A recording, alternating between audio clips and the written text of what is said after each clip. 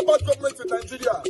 Nigeria Watch, the only media that have been consistent speaking against the bad government and for the purpose for reformers. Nigeria Watch, yo.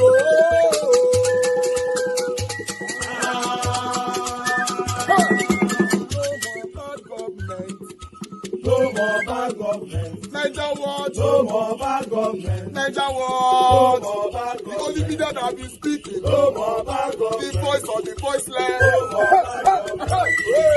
No more bad government.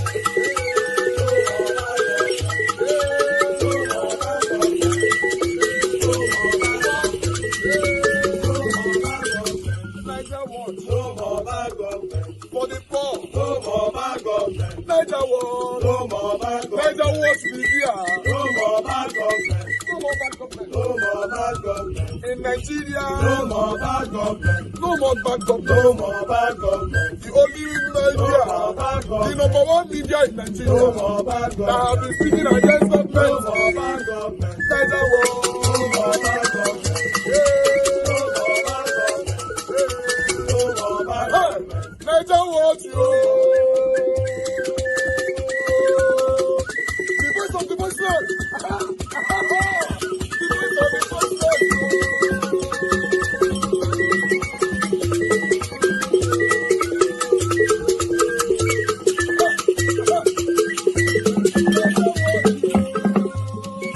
Voice for the voiceless.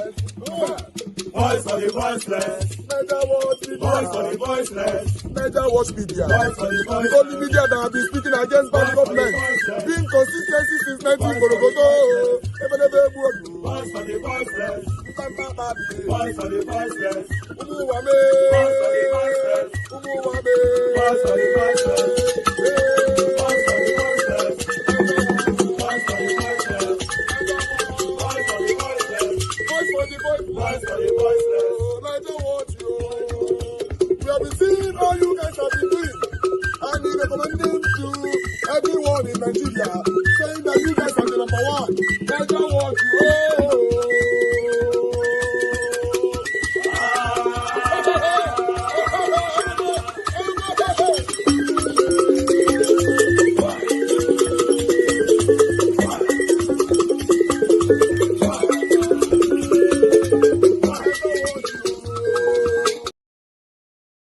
Situation ongoing, the ADC is calling out the APC that they're the ones fracturing the political parties and that there is a serious challenge about Peter Obi and Atiku Abubakar. Obviously, they're waiting for one person to concede, either concede to be president and try to become vice to the other person, but the ADC is looking at considering other candidates. If Peter Obi and Atiku refuse to come to a consensus, they have to look at other candidates. What's your take generally to this situation?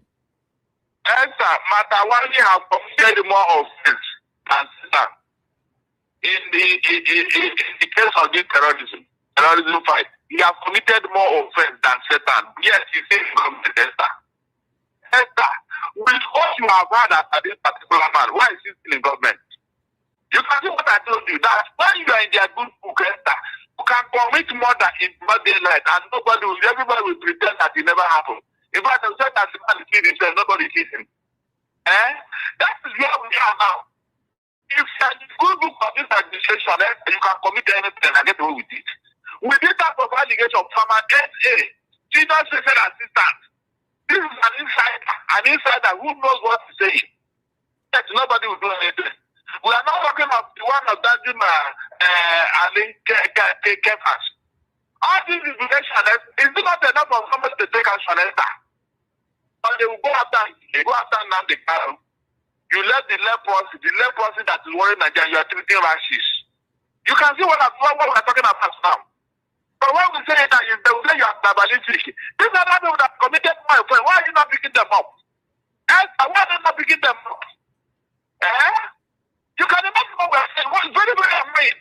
What very provocative actions. You left the people that are troubling Nigeria. You left them and you are pursuing innocent people. Very, very, very, very, very provocative. And tomorrow now, when they react, because of this, you say, they want to start the answer. They think that Matawale, every time this is invested, this one will come come up. His name will come up. Why? Esther, why? Why, for God's sake? Don't you bello? A Nigerian who is not even a Nigerian. Somebody is using our taxpayers' money to sponsor him, to make a thing out of him in Nigerian soil. And he said there. In fact, it's a pity, seriously. It's a pity. Very, very shameful. I'm not joking. That's why I told you that this with America. Look, America, I am telling you people, you have been hypnotized. These people, they are not ready to cooperate with you. They will not give you all the information you need because they are part of these people. I'm not joking. They will never give them all the information. The people that they are working with, they will never give them away. They will not. They will not. So if you ask me, since Donald Trump has decided to start action, the business will continue. It's a matter of time before they will not rise up again. Well, Donald Trump cannot take any action for now because, according to Rep. Riley Moore, in a recent interview, he's gone back and in a particular interview with one of the media outlets in the U.S., he said he is going to write out the report, and he was able to describe all the gory details of what transpired when he visited one of the IDP camps in Benue State. So it is based on that report that intelligence will now be provided to the U.S. government, and then they can start off with the Nigerian military in having to rout out the terrorists from their enclaves. So far, the plans are being drawn. Yes, Esther. Unless and until the fraud people occupying Bena and Plateau villages, I will never believe this government that they are fighting insecurity. I will never. Because this is very obvious case. You don't need any investigation. Why they say there? Why they say there? Why they say there? And the really is are living at the campaign. How do you explain it? You mean the president has not gotten this report for what? Tell me. Why are they shedding them? Why are they covering them? Why are they pampering them? Tell me. So Nigerians, please ask people, why are these people occupying Nigerian soil up to today? And you are the commander-in-chief. You swear to protect life and property of Nigerians. So why are you there? Why are you there? Why foreign terrorists are taking over our homes in Nigeria? How do you explain it, Esther? No, tell me, how do you explain it? And you are here pursuing the case.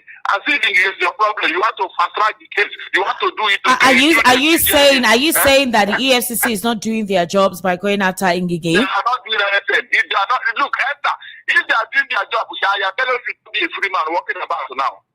Esther, if they are truly doing their what the EFCC chairman swore that if he does not prosecute the guy, he will resign. Why is he still in office? Well, the case is in court, so obviously the prosecution is ongoing. Why are they not fast-tracking it? Why are they not fast-tracking it? Yes. So, Barrister, are you alleging that anybody in the opposition who doesn't seem to be actively working for the president, regardless of where they come from, and having to voice out against anybody that they consider to be a threat to the president, that they will be taken up, especially if there are skeletons in their cupboard? Is that what you're alleging? I'm not alleging. You just said it yourself. No, I'm just asking you. I'm just saying. No. You don't need to ask me. Even the dead know this. Even Satan is aware of this, here. That if you had the good book of APC, just like Osumole said, you can get away with anything and nothing will happen. That's the truth. And they are playing it out. This EFCC. They were meant to fight corruption, no, but they are fighting individuals now, not corruption. Okay, so is it possible for us to have persons in the opposition with integrity without skeletons in their cupboard? If this is the method that you're saying that the current government will want to go with anyone they consider to be a threat to them, why not have politicians with integrity so there'll be nothing to hold on to anybody for or against by saying they want to... If you want to go by what you're saying, all the leadership of APC should be in jail by now. If in fact, not all, not some, all of them, all the APC leaders, go and check their record. Go and check their record of what they have done, both in the present and the past.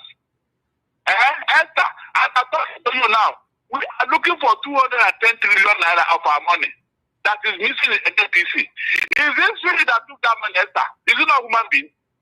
The people that took that money, are they PDP or Labour Party people or ADC people?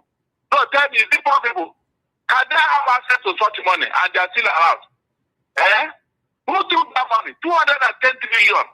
It was even the APC people that has been profit of who. And up to today, people have not been able to explain to us what happened to that money. Up to today, sir.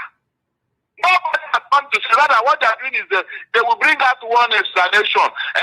We send the 17 trillion naira to man the pipeline. This same money you are sending, yes, the pipeline are busting somewhere.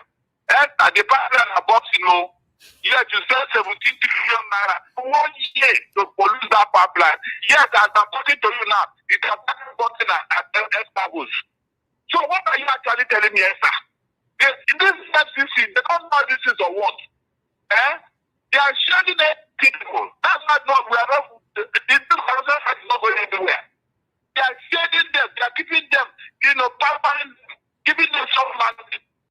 If the APC were to be here, let them arrest all of them and let any APC leader will stand in the day. Let me see one of them that will be standing. Let me see one of them. Corruption. All right, Barrister Darlington, thank you so much for giving us your insight into some of the stories run out on the World News at 6. We sincerely do appreciate your input.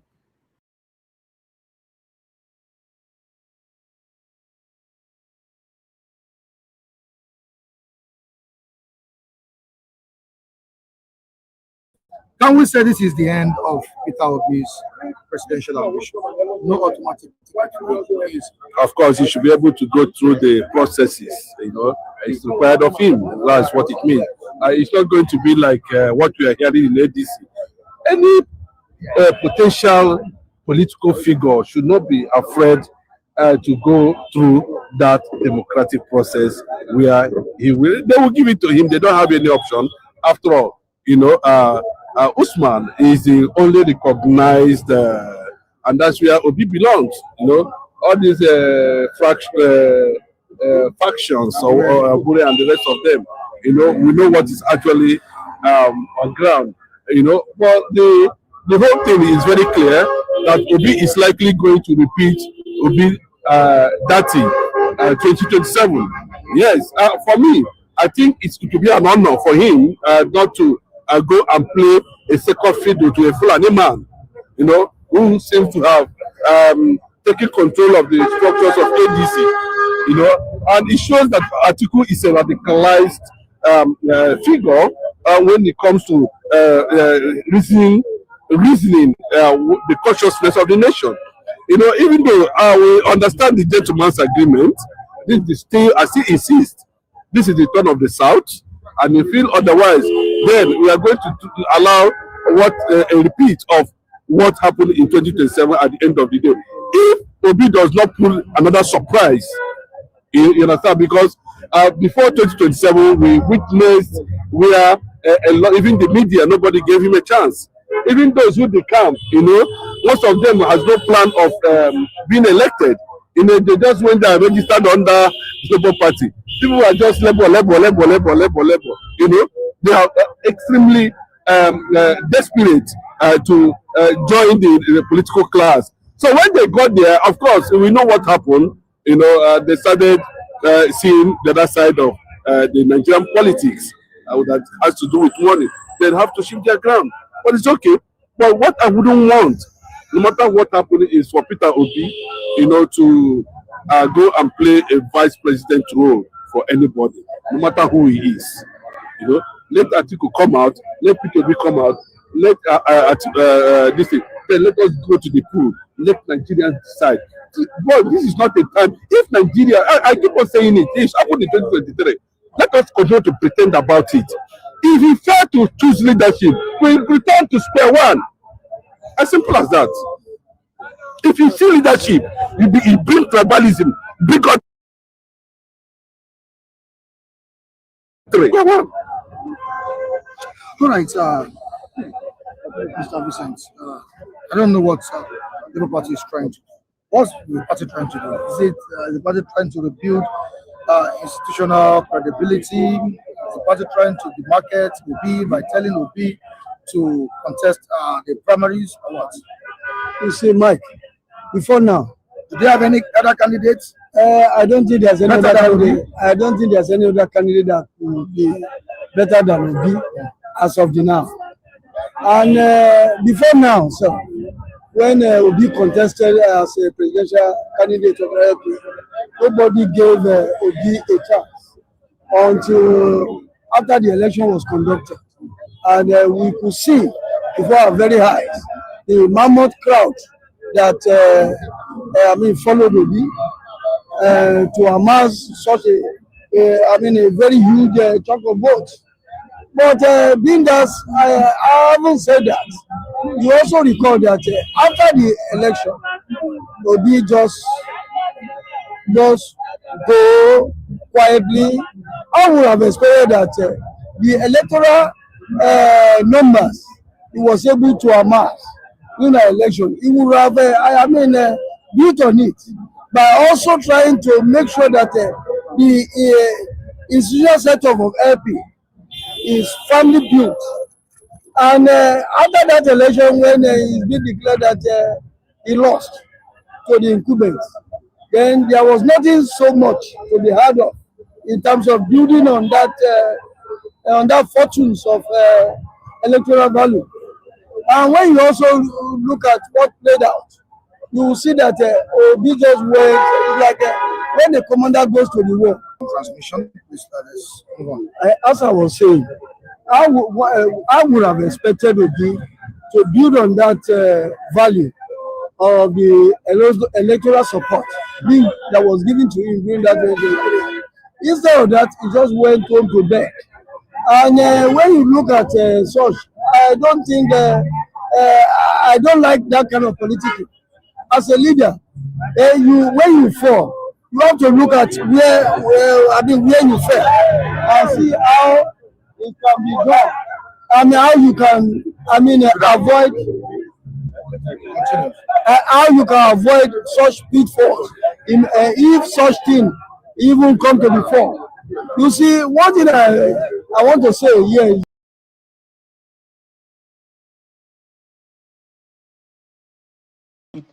that is why I'm here. Let me ask you pointedly, Honorable, if you'll be truthful to Nigerians tonight, have you heard that some of your lawmakers will stage a walkout if the budget is presented today? I am not aware of You're that. not I was in the sitting yesterday, day before yesterday, in executive session to stage a walkout. How? Parliaments are elected. We are under oath not to allow our personal interests influence our official decision. But you are aware that some of your colleagues are not happy. Are you aware that some of your colleagues are not happy? The decisions National Assembly make is not only on budget. So why should we walk out? Are you aware that some of your colleagues are not happy, or you just don't want to tell us the truth? I want to tell you the truth. I am not a liar, Sheung. Tell me any government that is wrong with 100% people being happy. So is it wrong for minority, few members, or even majority to feel? Do you think even as an APC member and a APC-controlled National Assembly, all the decision of government, it is going to be accepted and allowed like that? What is the explanation? Since you have a knowledge of economics, in running government, what is the explanation of what has been described as a poor performance of aspects of the budget and the economics of this government? Mean different thing to different people.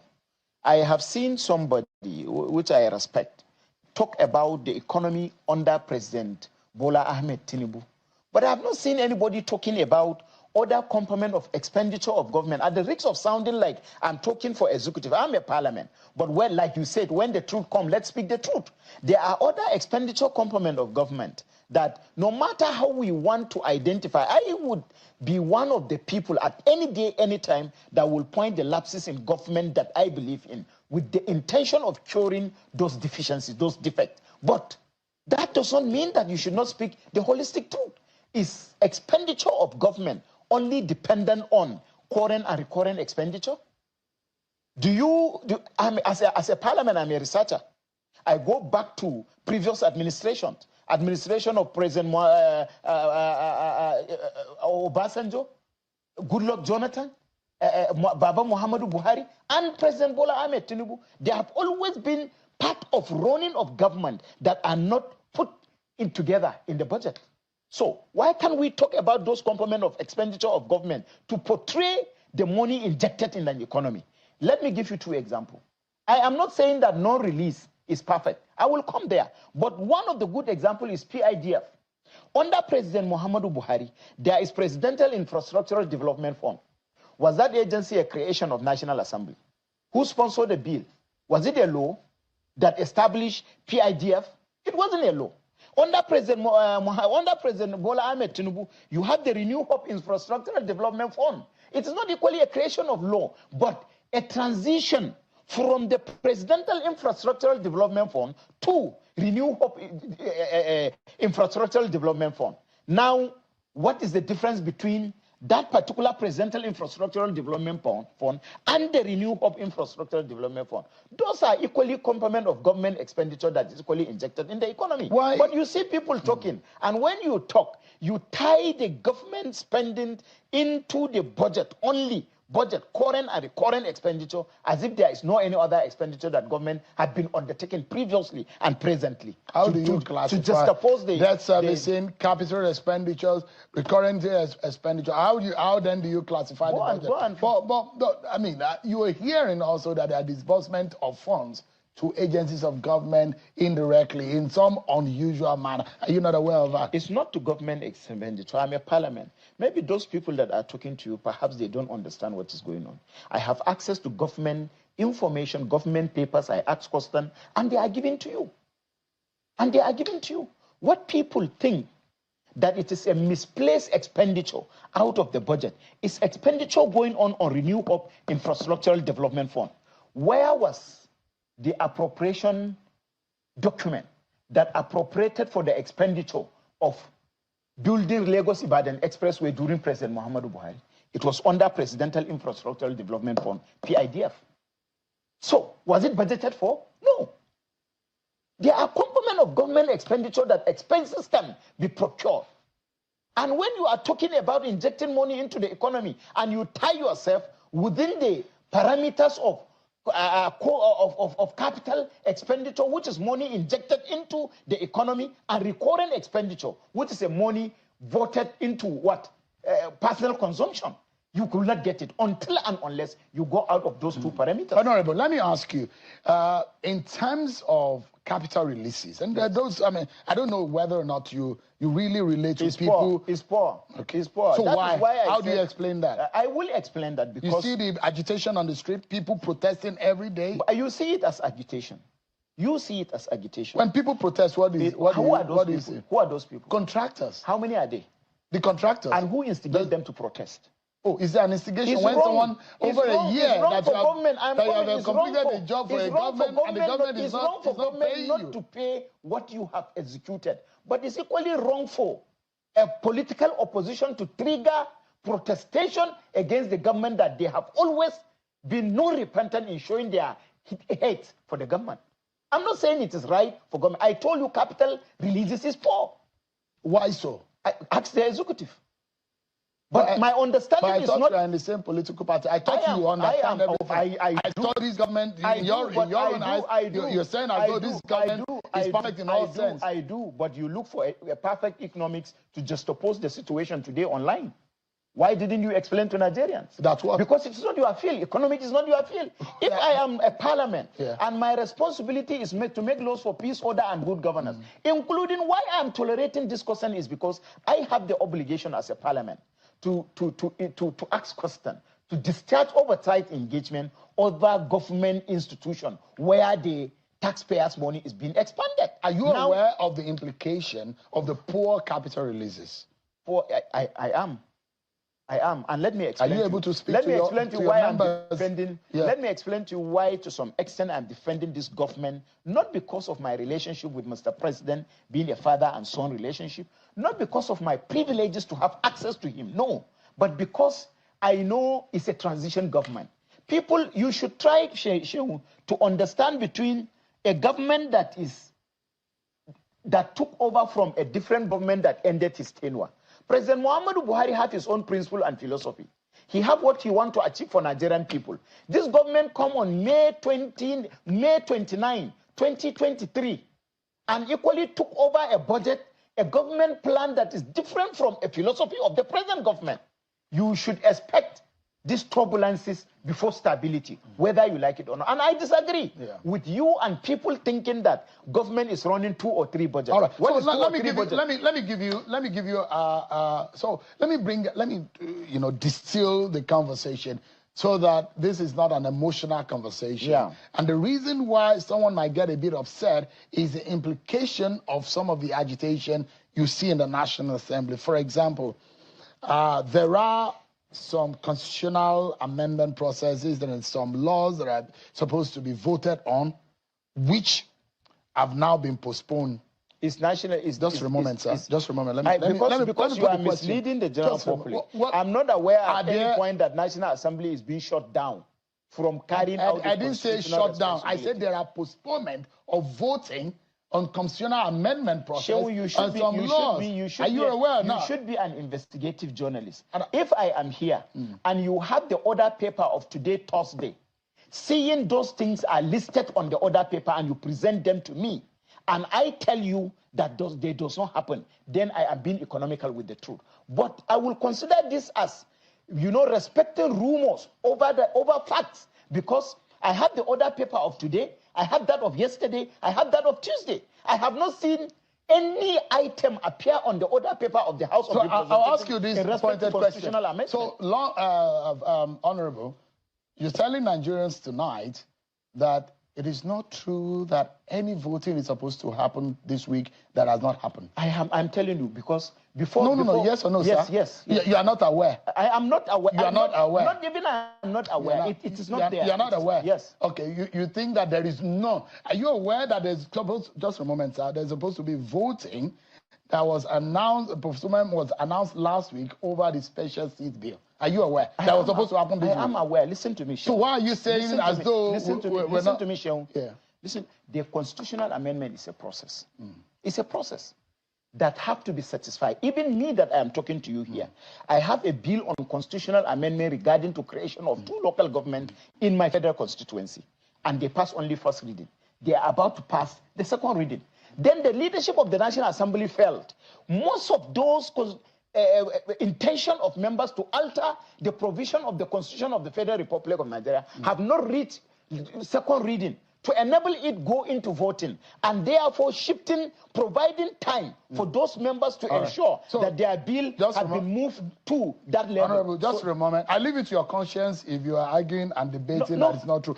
That's fine. It's your truth. It's your truth, and that's fine. And I'm giving you an example of... They are there, but if you're saying that all of your friends or your colleagues in the House who are angry about one thing or the other, and is affecting law-making process, and you say that you don't think that they are reasonable in their agitation, that's fine. But we need to go on a break, please, sir. Okay. And when we come back, we'll talk more. We'll be right back, everyone.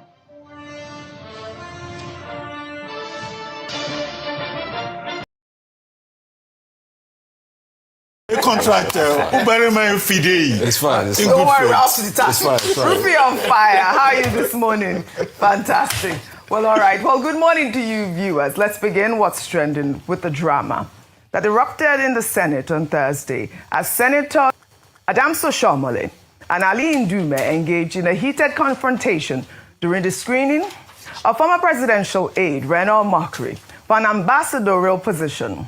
The tension began when Oshiomhole attempted to defend Omokri's nomination, praising him as a pragmatist who serves Nigeria's interests. However, Ndume insisted on following proper Senate procedure, triggering a sharp exchange. Let's take a look. My name is Reno Omokri. I was a special assistant to the president on new media. I'm an author, and I'm glad to be here. Thank you for having me. Until you are called, you cannot shut me down. No, he's not talking to you. I have the authority of the chairman. Please go ahead. Chairman, you cannot exercise power that you don't have. You don't exercise power. Chairman, I want to thank you, Senate leader and my colleagues. I cannot be intimidated by people who go here and there.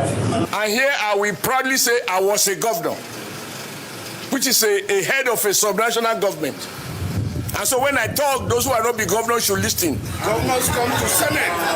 You have to have... Governors, you struggle to... Your Excellency, the power of example. that he's a pragmatist. He is not detained by old feelings. You may have doubt, suspicion about anyone until you have the opportunity to so perform. Indeed, you don't know anyone until you give him the driver's, you hand over to him the steering of a vehicle.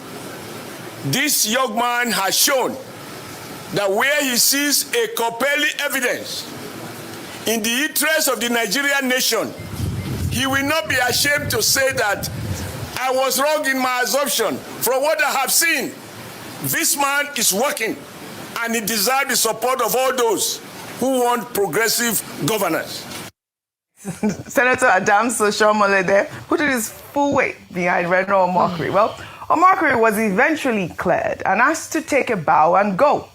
The senators' clash highlights the controversy surrounding Omokri's nomination, given his history as a vocal critic of President Tinubu during the 2023 election. And I'll take some reactions. This person wrote, Senate clears Omokri as ambassador. The same guy who called Tinubu drug lord last year, bro went from Twitter troll to diplomatic flex. Naija politics, where enemies upgrade to envoys. Well, another ex-user wrote, my respect for Reno is rooted in my realization that he has an excellent command of economic and historical facts and figures, among other interests, especially as they pertain to Nigeria. He's an asset to any administration he supports. Reno will be a good representative of Nigeria. And finally, another ex-user wrote, Senator Adams should know that executive power is dead on arrival in the Senate. The I was a former governor statement is nothing but political intimidation. And as expected, none of the senators bought it. He should do better next time. Nigerians are always watching. You know, that rancor was quite loud, right? And I'll take this final ex-user, Ayejola, who wrote on X, they wrote, they can't even listen to themselves. They don't ever allow each other conclude. How can these people listen to the plight of an ordinary Nigerian, always eager to flex power, even against each other? It was quite a rowdy session.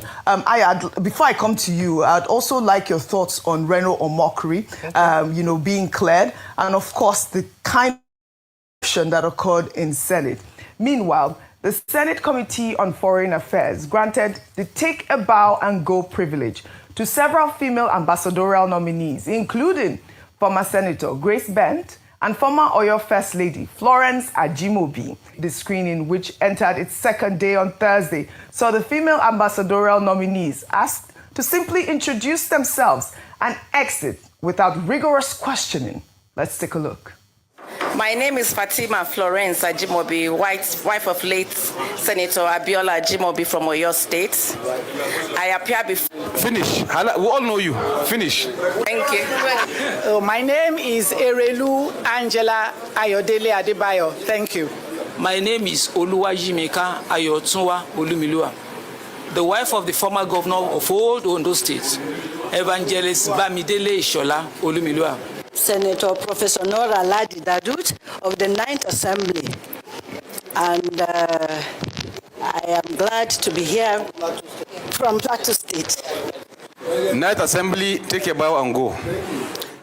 All right, take a bow and go. But you know, Senate Leader Okoyemi Bamidele defended the bow and go procedure, saying that it applies to individuals with established and verifiable records of service, adding that, their legislative history and public profile are already well known to lawmakers. The inclusion of accomplished women in Nigeria's diplomatic corps represents an important step towards gender balance in foreign service.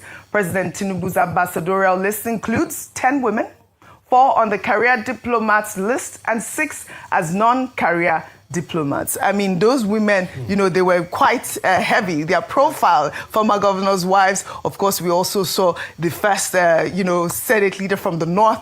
I think it's Grace Bent as well.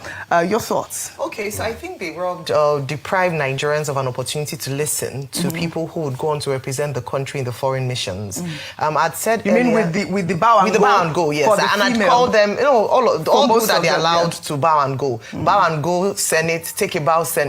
And the explanation that Senate Leader Opeyemi Bamidele gave is a departure from what the President of the Senate, Akpabio, said when there was a suggestion for the Minister of Defense to bow and go. He said that it was such an important role. So it wasn't because his public records were not in the public, or we didn't know what his antecedents or his experience was. It was the fact that Nigerians deserved to ask questions based on the specific new role they were about to take. With the women, I appreciate and admire most, if not all, of the women who have been nominated. And that's why I wish that Nigerians also got the opportunity to listen to their ideas, to have an opportunity to encounter their brilliance. And we were robbed of that again because they said, oh, take a bow and go. Whilst it looks like a nice way to support all women, but I do think that sometimes it undermines the intellectual capacity and the experiences of women, because sometimes what it then means is that you feel like a woman got her position because she's a woman, or they just allowed her to have an easy way out. And so whilst I like the fact that we're able to recognize the point of how much contribution they have made, I feel like they came. Imagine if you have prepared, you read all night, you've done your homework, and you come and they just say bow and go. If it were me, I would find it particularly insulting. I felt like they came to that table with an opportunity to show Nigerians that they're not just there as a token, but because they deserve that position. And I don't think there's any woman there who doesn't. Now, going to Omokri. Based on the backlash following his nomination, if there was anybody else, there were a few names that specifically ought to have been asked questions, especially because a number of Nigerians, thought leaders, had presented opinions around their candidature or around their nomination. One is Reno Omokri. The other, Professor Yakubu, former INEC chairman. The other, Chief Femi Fani-Kayode. What would it have taken these senators to have asked them questions around some of the misgivings of Nigerians, just again to reassure Nigerians that they are doing their work? And that's why I support, in some quarters, some people say that it's almost like a slap on the face of Nigerians. We don't care what you think or not. We have made up our minds, and the backlash doesn't matter. Now, the senators are there on the mandate of the people who elected them, on the members of their senatorial district. They deserve an answer. For as many as has raised their voices to ask questions around the integrity of the person, around their personal, personal allegations of even domestic violence. These are people that are going to go out to foreign missions and represent, carry on their shoulders the weight of the reputation of an entire nation. And I believe that where we thought the senators would save the day following the president's controversial nomination list, they fell flat on their face, and it's quite a disappointment. Yes, Rufai, you had something to say about it. So, you see, my fear is the mockery we've become as a nation and the mockery of democracy. She talked about Reno Omokri, and you are talking about mockery. I'm talking about the mockery of democracy, and I'm going to elucidate with some empirical facts. Okay. We have turned government job and screening as though it's something that we should do with a laissez-faire attitude, which is wrong. We copied things from America. But what we did not copy is the rigor at which we screen government officials. While I was speaking, I was just checking how many hours did Rex Tillerson's screening take. Because I remember that screening particularly because I watched it. He was screened for 9 hours by the Foreign Affairs Committee. See, if you are to compare Rex Tillerson in terms of profile, he beats everybody that was nominated on this ambassadorial list. You know why? It was the chairman and the head of an international oil behemoth. None of them control the kind of business expansion that Rex Tillerson controlled. But despite the fact that he was the chairman of Mobil, he was still screened for 9 hours. If it was Nigeria, they would say, oh, he's a chairman of a company like Mobil, a world multinational. Let him go and take a bow. But we use, because of the personality of people, and say, let them take a bow, which is wrong in the first place.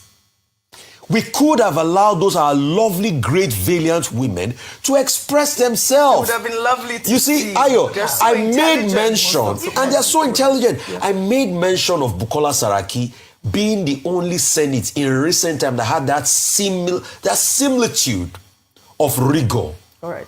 Was because you remember the Bukola Saraki ministerial screening where you had the Amechi situation that went on for hours, where you even had Aisha Abubakar that couldn't talk about her portfolio, that cried out and was stepped down. All right.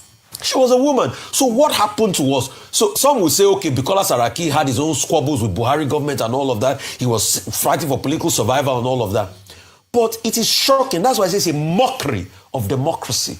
Mockery of democracy. The way we now take critical national positions, the screen of critical national solution as joke and laissez-faire.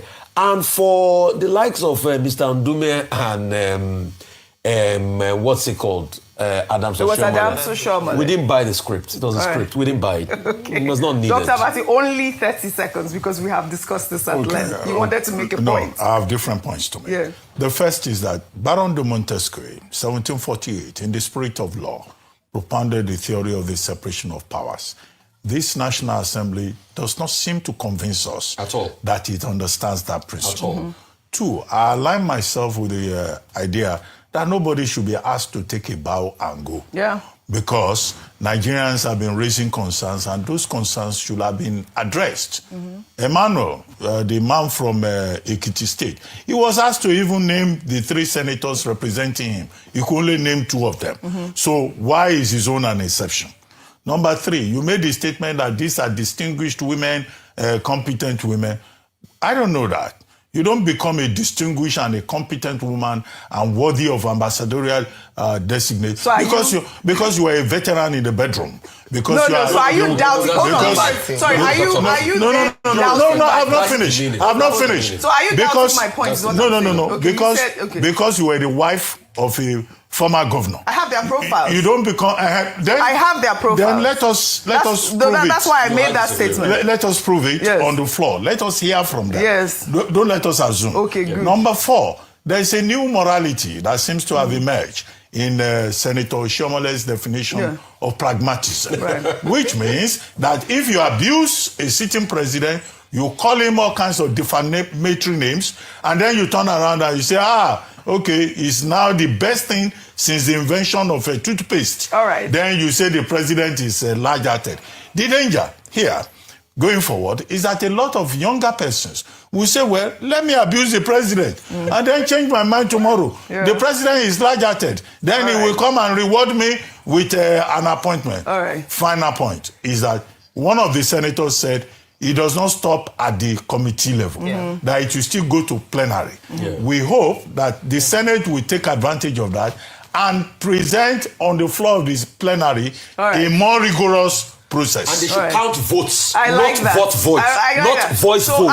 We must know the senators that voted in favor of every ambassador. Please, I beg. No problem. I want to restate my point, Dr. Abati. Those women are intelligent. Yes. They deserve their roles because I have their profile. So that's really why I made that statement. I'm just standing on my statement. I'm standing on my ground. And then also, let them be interrogated. And also, let them be there's beauty in forgiveness. I'm not vouching for Reno Omokri, even though he's from my state. But, the president says he has forgiven him for everything that he has done. And one of the reasons why I believe some people have said Reno Omokri is one of those people who say, buy Nigeria, grow Nigeria. He speaks a lot of positive things about Nigeria.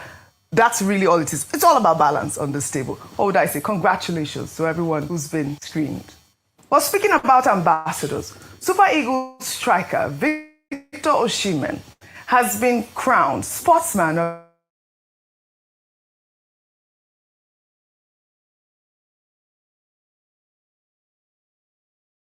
the 26-year-old received the award at a black tie ceremony in Istanbul on Wednesday, recognizing his transformative impact at Galatasaray.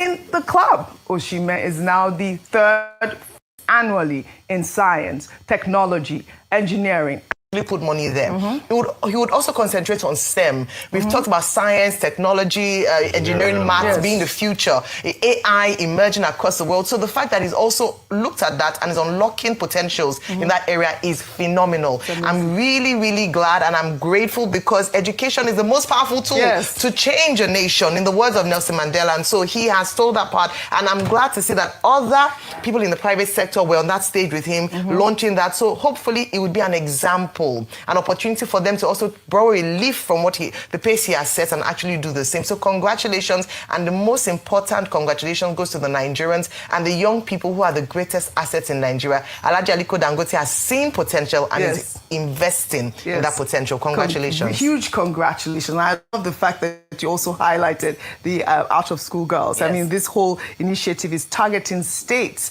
that, has a lot of out-of-school girls at this moment. He's dedicating 25% of his wealth to this whole program. Rufai. Dangote, Sadankata. But let me tell you what Alhaji Aliko Dangote has done. Reminds me of after the Second World War in America. University enrollment was a big problem because you needed a lot to be able to go to university. Then the American Fox has been all over the story, specifically the Faulkner focus, and now it's heating up again. Let's get to it. Christians in Nigeria targeted by radical Islamic terrorists. It's been going on for years, but we're at a fever pitch point now because thousands of people are dying. In the latest ambush, members of a church were reportedly attacked during Sunday service. So we've seen this over and over. This is just the latest one. Over the last few weeks, they've been hitting churches with people in them and taking children and worshipers. A watchdog group says in this latest one, the pastor, his wife, and several congregants were abducted. Last month, more than 250 students and 12 staff members were taken at gunpoint from a Catholic school in central Nigeria, what they call the Middle Belt. We're now learning about 100 of those children have been freed. So the pressure that President Trump has put on the pressure of Nigeria finally yielded a little movement. They need to go find thousands and rescue the millions that are displaced. But no movement until Trump made a threat. The remaining victims are still hostages across that country. President Trump has told Nigeria's government it needs to crack down now or else. And lawmakers say President Trump is crafting a new sanctions plan to put the pressure on tighter on that government. They're killing record numbers of Christians in Nigeria. And they have other countries very bad also. You know that. That part of the world, very bad. They're killing the Christians and killing them in very large numbers. We're not going to allow that to happen. The U.S. mission to the United Nations is also taking on the issue. I moderated that panel on the issue with Ambassador Mike Waltz and rap star Nicki Minaj. Here's the ambassador.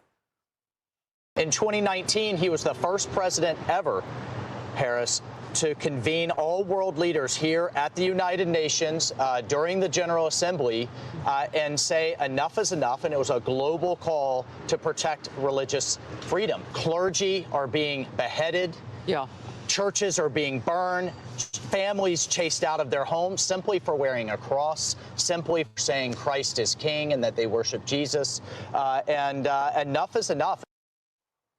And there is a person on this mission, Republican Congressman Riley Moore, who just led a congressional delegation, not over Zoom, but by armored vehicle. You went into this country at a time when they are taking Christians, and you went to these camps of internally displaced people. First of all, welcome to The Focus. Tell me what the people told you.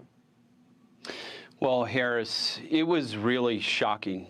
The stories that we heard, the imagery, it was, I've never witnessed anything like that personally in my life. I met one woman, and I see you're showing some of the pictures, who had lost her entire family. 5 of her children were murdered right in front of her, and she was pregnant at the time and was able to escape. She had that child at an internally displaced camp, and I mean, you could just see that her soul had literally left her body. And there are countless stories like this. Another woman was attacked. Her family was attacked. She lost her husband, her 2 daughters, and they murdered her unborn child. These Islamic terrorists murdered her unborn child, and took it right out of her. No, I don't know. It's beyond words. I don't know if my team has it, but we do have a picture of one of those women with her baby in her lap, and you're standing with her. So I'll ask my team to kind of shuttle through these pictures so that we can show even more. Look, Congressman Moore, the president right now is waiting to hear from you. You are preparing a report. Let's talk about the news. There she is, so beautiful. I mean, I can only imagine what it was like to have to leave that camp knowing that your mission ahead is for them. No, absolutely, Harris. And this mission was part of our report. This was a fact-finding mission. There were 5 members of Congress in total that went there. We went to Benue State, which is one of the most dangerous states in the country of Nigeria.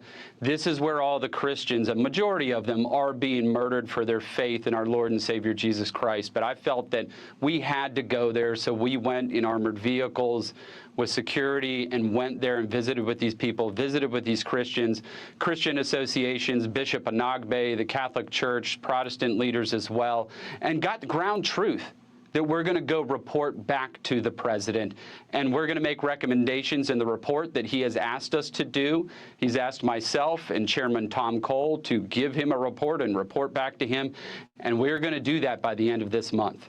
Are people afraid there? I mean, how many people are in these protection camps? Well, in protection camps, probably really not the right word, Harris. They're in IDP camps, but the Fulani, these Islamic radicals, are attacking the IDP camps. They're attacking them in the camps. And for those who say this is about climate change and land and things like that and economically driven, why would you burn down a church? Why would you attack an IDP camp? Screaming Allah Akbar. I think that it's very clear what the answer is there, right? They're trying to erase the Christians in Benue State and around Nigeria from their ancestral homeland. Yeah, and some kind of bizarre caliphate, I would imagine, is part of the plan, too. Look, Congressman Moore, I want to bring you back once that lands on the president's desk and you've delivered that report. Thank you so very much for being here first. We appreciate it. Thank you, Harris, and thank you for all your coverage on this. God bless you. Hey everyone, I'm Emily Campagno. Catch me and my co-hosts Harris Faulkner and Kaylee McEnany on Outnumbered every weekday at 12 p.m. Eastern, or set your DVR. All right, guys. Thank you very much for your time with us, my people. It's good to be back here again. Although I still have one video to play, but before that, I want to say something about this particular one. But let me acknowledge some of you right there already with us on the comment section. Good morning, good afternoon, good evening to you all, my people. Today is Friday, 12th December 2025. 2025 is about to end. As you know, today is just 12 and it's close. Very soon I'll be talking about 2026. You are getting old. I'm getting old. We all are getting old. But on that particular last video that I played, the whole thing, because I want Black Panther to take me through on this today, if you can join us, because he's one of the people that are showing me that Donald Trump will certainly do this and do that and do this and do that. It now looks like the Nigeria Matana news they're going to use and they do now for America. You know, this declaring Nigeria as a particular consign and the genocide, Christians buying and all that. Now, news they're going to use and they generate for America right now because nothing is happening. You know, yeah, and their news outlets are still talking about it continuously, but still, is anything actually happening? That's a question. Can you guys hear me? I hope I'm not talking to myself. You know, can you guys hear me clearly?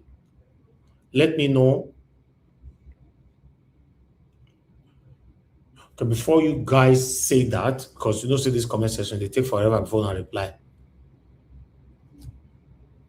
Okay, good. Thank you. Thank you, my people. I appreciate you all. Mother for Mommy Diaspora, thank you very much, Mommy. Good evening to you. Happy weekend to you. Thanks for all that you do for us here every day. My brother, Abu Azi, I appreciate you. Thanks for all that you do, and happy weekend to you too. Mother Peggy Modi, thank you very much. Mama Eugenia, thank you very much. Mike Akembare, Ogolo Emmanuel, thank you. Uyi Ebowa, thank you very much. Small, I can see you as well.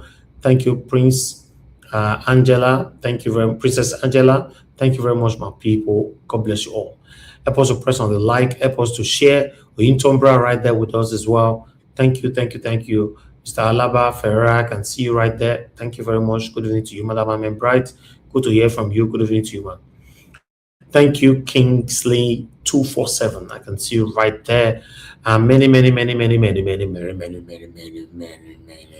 more. Okay, guys, I would like us to just move on right now. You know, what's your take about this Donald Trump coming or not coming? Are you joining my own campaign that this whole thing looks like a stunt that might not happen? It doesn't look like something that will happen. To be honest, it doesn't look like something that will happen. Kidnapping is still going on. The next video that you are going to listen to now is this. I know some of you might say that genocide is not kidnapping because some of us, you know, get the they will not get sense like that. That's why you see Nigerian government are still recycling themselves, punishing you and I. Some of us, yes, will not get sense like that. In 2027, we'll still come to vote the wrong people into power. You know, this whole thing is something else. But I would like us to listen to this pathetic video from Very Dark Man. I'm from Imo-Arigidi, Akoko, in Ondo State. I work with Vinecrest College. When I was coming from Iperu going to Abuja yesterday, I was kidnapped along Kaba Road. And I are demanding for 100 million. Please. Help me. I don't want to die. I have a pregnant wife and a 4-year-old son. Please, and an aged father. I don't want to die. Help me. Help me, please. Help me. We want 100 million. 100 million. Please, help me. No, tell me why they would demand 100 million from this kind of man. I saw this video about, was it yesterday or 2 days ago?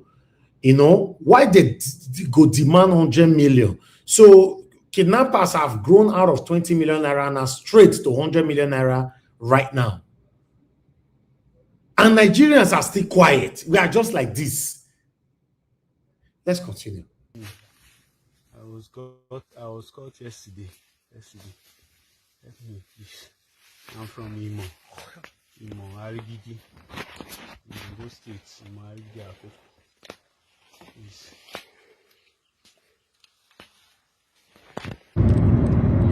All right, so first of all, this is really sad because nobody deserves to be in this position, especially at a time like this when it's almost Christmas. And according to him, he said he has a 4-year-old child and his wife is currently pregnant. So the woman will be needing him and his child will be needing him at home. But it's so sad that the kidnappers are with him and we don't even know what might happen to him, especially with the amount that these kidnappers are requesting. 100 million naira. 100 million naira. First things first, if that man get 100 million naira, I notice that man go enter road. I notice that the man go enter road. But that's number one. Number two, a lot of people are wondering that why kidnapper would ask for 100 million. But yeah, who else is to blame? It's you people that we are going to blame. This whole thing started when you people started crowdfunding in public for kidnapped victims. They took them now. Did I not say it? So you can never, the one mistake Nigerians don't want to do is to come out in public and request that people crowdfund to go and rescue a kidnapped victim. 100 million is outrageous. Who you carry? Chief of Army Staff? Who did you carry? Who did you carry? Chief Justice of the Federation? Now Sheikh Tinubu you carry? Who you carry? Where you go to request that kind of money? They only requested that money because they have seen that you people have once done it before. But when we spoke that time, they said jealousy is this one. You don't know, you people mad. The day you did that, you put all of us in problem. And it's the same Axis, Edo State. Now the same area. That same area want to contribute 20 million to go free Aisha. That same area. When you talk, these people that don't know nothing, when their brain empty, they go feel say you just they talk for talking sake. You don't know the problem where you don't put us. I mean, you people are thinking that this is the first time we're kidnapping stuff for Nigeria. I think this is the first time. It's not. People they carry 200,000, 300,000. they free their victims. Because here, who are the people doing all of this? Retired military men or serving military men, retired police officer or serving police officer, retired DSS or serving DSS. If you do your investigation deep, you find out that these men are the people championing all of this. They just carry a Fulani man and use it as a front. So go and do investigation. They'll rent their gun because make it make sense. How do you give a soldier man gun, a policeman gun, a DSS man gun, and you are paying them the kind of salary that you pay them? How do you want them to survive? For crying out loud, a captain in the Nigerian army is earning 300,000 naira. A captain! How much privates they collect? And you think insecurity will stop? You think kidnapping will stop? It will not stop! Stop, go where? Who won't stop them? Who won't stop them? Tell me who will stop it. Tell me who will stop it. Most of these guys, they do this thing for near army checkpoints. Near army checkpoints. That's where they do it. They go do this thing, they'll carry 2 Fulani from somewhere, give them. Then they say, oh yeah, now go to do the bargain. That's why the story is the same. Now Fulani kidnap. Do your investigation. For how long one narrative, Fulani kidnap, Fulani. Shh. Come on. I'm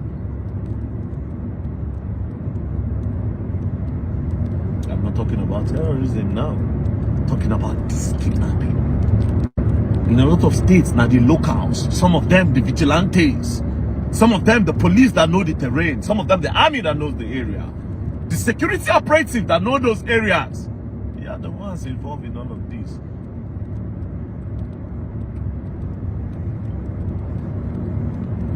Psychology. Now when they say me you bring proof now, where problem they?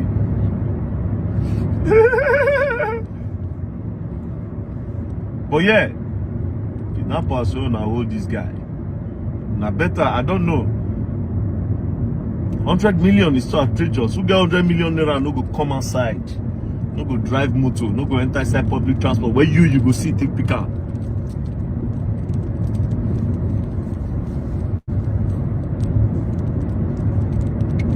Anyways, peace and love. And I play one, I play now. Now all of us don't learn. I won't learn the hard way. Come play.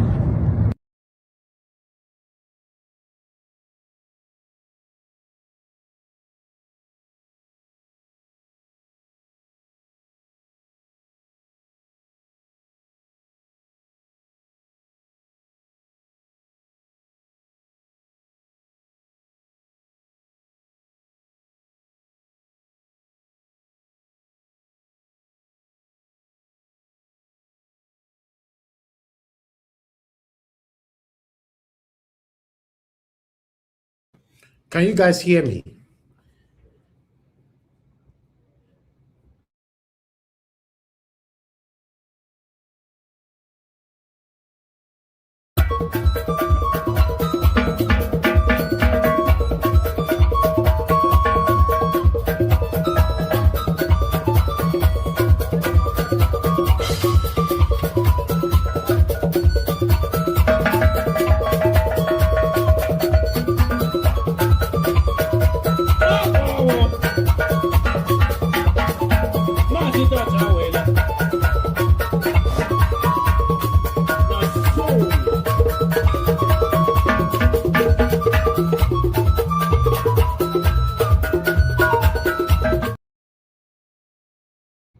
All right.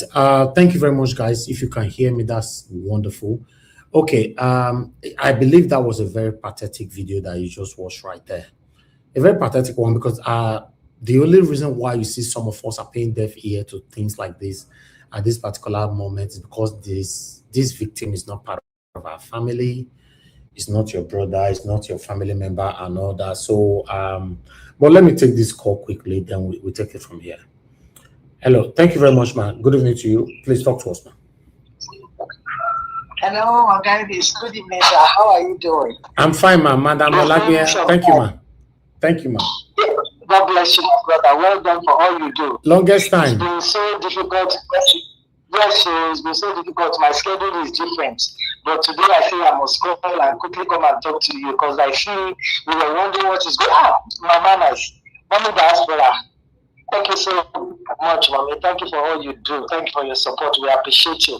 All my family members on the comment section, my darling brother Abu Isaac, thank you for everything that you do. And all our lovely panelists, thank you all for standing there, for holding forth for us for Nigeria family. When some of us are on our way, people are the ones that is holding the platform for us. Thank you so very much. I appreciate you all. Again, this, yes, ma'am. You know the way they say, hello, family. You know hello, family. You say, I'm coming again, it's coming down. You know, America has system and has institution. So people don't understand what Trump said. Trump is not coming to invade Nigeria. But you know, in Nigeria, we hear something that we run away with it. What is said, and when people are saying, come and blessing, it was just a warning. Let me explain what I understand. The investigation has started since 2018. They've been compiling this list. A group of people wrote petition to America. They have their data in their hands. And if you remember, there was the time the bishop went and spoke with the Congress. There was another level of investigation. So now, eventually, when Trump now declared us the CPC, yes, but he gave us 4 conditions that we're supposed to meet. He did not say he was coming to invade. He did not say he was coming to put boots on ground. People are still working concerning the investigation. It's a process. You know, they have process here. So it says the number one thing is that they should take away Sharia whatever from Nigeria. They should stop practicing it. Number 2, double justice, blasphemy should be taken away. Number 3, they should return all the IDPs back to their place. And number 4, to restore the security should go down. Those are the 4 things that needs to be done. If Nigeria does not do anything like that, there's going to be sanctioned. And that is why that committee came to Nigeria. Nigeria did not invite them. You know, we are full of propaganda. I follow this, I know about this, and I even have people that really are connected to this because as a Christian. So now they came by themselves. They did not involve Nigerian government. And this man sent that tweet that is sent immediately, and the Nigerian government used it like propaganda. It was intentional, just like what Arnold did with Ronnie Biden that was on television because of their safety. And when that guy went to where he was safe, he might go to full report. So that's exactly what the representative did also. He did the first thing I said, this, you can't be on somebody's land and be complaining them. They might do this follow-up tweet to explain what is going on. So what is going on now, by the end of the month, they're going to write their reports to make to the next thing that they're going to do. So on that is, you don't see the American soldier on Lekki at my expressway. No, it doesn't work like that. And in the north, we also hear that in the north, we are already having some meetings in the north that they say that Trump cannot take away their Sharia from them and their whatever. So meetings are going on ground. If you remember, maybe about 3 weeks or a month ago, it's even up to a month, that Sultan of Sokoto went to have a meeting privately with Tinubu. So now people should just be putting the puzzles together, the pieces together, and it's going to make sense to us. So that is, America is not coming with boots on the ground. So it is a process, one after the other. And what is it called? They're going to sanction us in some place, and so people are already sanctioned. People, they say, don't call them out, which affects you, what is going on. I know somebody that the thing has affected, that said they cannot come to visa withdrawal and everything. So what people are even still writing petition concerning now is that not only these politicians, we want their wives involved, we want their children involved. That is how it's going to get to them. Because if it is them, they can spend our money and go to Saudi Arabia, go to Dubai, go to every other places to go and invest. because they say, okay, it doesn't matter, the US is not the only place they have, which is what they are doing now. So we are still writing petition that it is not only them, because their children are also beneficiaries of our money that has been stolen. Accounts must be frozen. Okay. And their children are also sanctioned. So there's so much petition that is going on about it. So please, again, cool down. Okay, before you go, Ma, what's your take on this LP ruled out automatic ticket for Peter Obi? To me, LP is not going to come out from LP before. If you check your WhatsApp, I sent you something to do. You know the other day that I spoke, last week, I said one tree fell upon the top of two. Now the one on top we could take before we drag the one on floor. And then it's 2027 is still very far. It's like eternity. Anyway, we're dealing with politics like 24 years. So every second is per second that we're giving. Even if this we wake up tomorrow, you never think can happen. So let us take it a step at a time. I tell people that Nigeria matter is like onion. As you peel the first one, you keep peeling and keep peeling until you finish peeling. So please, everybody, just be calm. Now, the system that we are still obedient, because we are still obedient, 1,100% obedient. Exactly. My general prayer mission tomorrow, I said, gather here, and that's where we're going to gather. And that's why those of us that are still working on the grassroots, we are telling people, if there's going to be 2027, yes, you cannot rewind, but you can fight forward. Everybody that doesn't have PVC, go and collect it and use it as ID. Because if you say there's no election, and there's an election, and they pray they cannot give you PVC, what happens to you? You lose out. And we are still talking to people, especially the young ones that are going to be 18 and 20, by 2027, if there's going to be 2027, they should go and get registered. Because it is the Nigerian people who get APC. Let all of them pack themselves inside one ship. And we like the woman said that if the ship is people, she need to start thinking. So our fingers are crossed. When many Nigerians that want to stay in Nigeria, we are on the other side. And then they also are showing your values. You keep saying it all the time. If there's going to be a 2027, every Nigerian is wiser. So that day is going to be a carnival for all of us. We go, we vote, we stay there, we count our vote, we follow into wherever. There's still going to be a lot of Menai that day. It's not going to be just one of him. And nobody is going to allow them to declare 40% of the election that has not been concluded at 4 a.m. in the morning. It's not going to happen again. If you go to Nigeria, my brother, if you go to those places, not as directly that people are comfortable, people are hurting. People are tired, but they cannot do anything now because this administration, you talk, you do anything. They carry you, DSS is like a toy for them now. So everybody is careful. But they say the name you are going to give a child is in your mind. So everybody is keeping the name of their baby in their mind and fingers are crossed. Okay? So what you are saying, Ma, is that Peter Obi is not running from Labour Party, right? Labour Party. Okay. Well, guys, let them be flexing now. Which faction of Labour? Is it the one for the lady Alara Gabi, the one for Abule? Which one? All right. No, which one?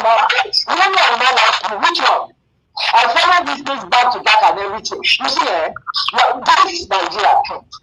They said that the person that you already know, that this person is a bad person, your scope to reach with him will be very long.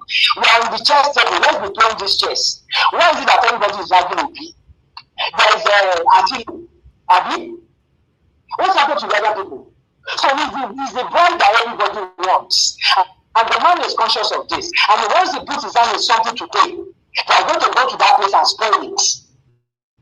And put it down and buy everything. So the man is conscious of what is going on. The day, if you remember that time, I think I called or something, the day we saw Wike and Julius Abure, that's the end of Labour Party. When people don't trust my Dati, that is why Dati goes around and says what he wants to say. And because before you know what is going on outside, you put your leg inside. So that is one leg is inside LP for us to know what is going on inside the house. Okay? That man till tomorrow will not so loyal. Not a loyal person. Okay. So we need to know what is going on in the inside of that place. So that is very ready. If there's going to be election, we will be on the ballots. Okay, there's a last debate that is currently going on that they are trying to pressure Peter Obi to deputize Atiku. What's your take on that, man? Although this go back and see if I wake up. Go back and sleep and wake up. When you are late, then we can have that conversation. Okay, ma'am. From every of this now, from all this handwriting of the world, you cannot see. Number one, when the man was existing, we had a t-shirt that they gave to him, number one. When there's some places that are already branding their cars, even somebody that cannot even talk, at least the person can see with their eyes and use their hand to demonstrate to you. Well, there is no way. There's some things that there's no way, my brother. So the thing that is going on now, everybody is playing the chess. Let us be pushing it to each other and see the one that is going to score. After Obi declared, they said that Obi has died the real disease. I like when they underestimate somebody. They are silent obedience. The movement is read by the day, but people are not talking. Because nobody is going to talk because we don't want you to go and how do you say it again? We don't want them to go and put Atarogo in our eyes again. So we don't go to Atarogo before. So big thing once is on you, big thing twice is on me. So everybody is conscious. And the difference is stronger than before because now everybody knows each other.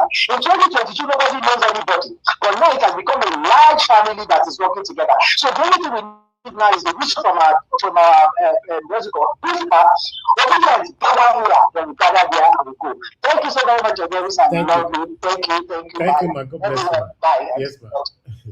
Okay, at least Madam Lagbeyan Dokon give us hope now. Say we should take our mind off this whole speculation that is going on. Peter Obi is deputizing article. You know my stand on that. I said it that it can never happen.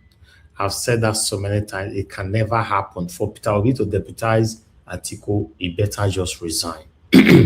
So that remains my stand. I don't have any doubt on that. It can never happen. You know. Then, in terms of Peter Obi naming his party, I will agree with Madam Lagbeyan. 2026 still far, 2027 still far. So make the count down. All this one putting us under pressure. Peter Obi is you know, all this one with the Tinubu they run, so we nobody they pursue them. So what do you think about that? Isn't it obvious that they are running just to put pressure on themselves? So hold on, Peter Obi could tell us which party we want to run from. All this one, Peter Obi might not be on any ballot. Peter Obi might not find a party. Peter Obi might not find this. Although not true, say that is what this party is trying to do. The APC is trying to do. They want to frustrate him. It's obvious that they are trying to do everything possible to make sure that they destabilize every angle where Peter Obi want to go through and all that. Yes, but still, if the pressure is too much for Peter Obi, I will support him 100% to resign. Simple, 100%, because to be honest, Nigerians are not ready. The day when Peter Obi stop say, you know, they part of this thing again, then I'll know how to manage my channel henceforth. You know, this channel be like where I don't dedicate myself on this path without saying Naim Tebi, because I want a better Nigeria. To be honest, so if Peter Obi, for example, today say he resign, it be like say me myself, I'll still get free British space, good fresh hair. I'm telling you, because what these guys are doing, that's what they are trying to do, and the Nigerians themselves.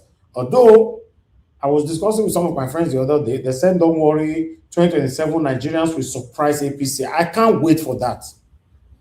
That's why you see I cannot rule us out completely.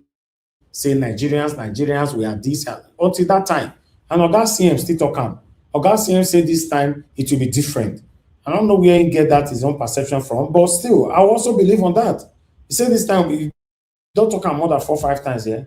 That this time it will be different. So hopefully, fingers crossed, in 2027, APC, all this decampi, everybody decampi to APC. Listen, how many there be? So are you telling me that my satanic governor now, Okpebholo of Edo State, can convince Edo people to vote for Tinubu, for example? It cannot. So the only way these people can do this thing, the reason why they are decamping, they have power of manipulation. Have that in mind. They have power of manipulation. So opposition will now do their part to make sure that the results are not being manipulated. That's the only thing I can say.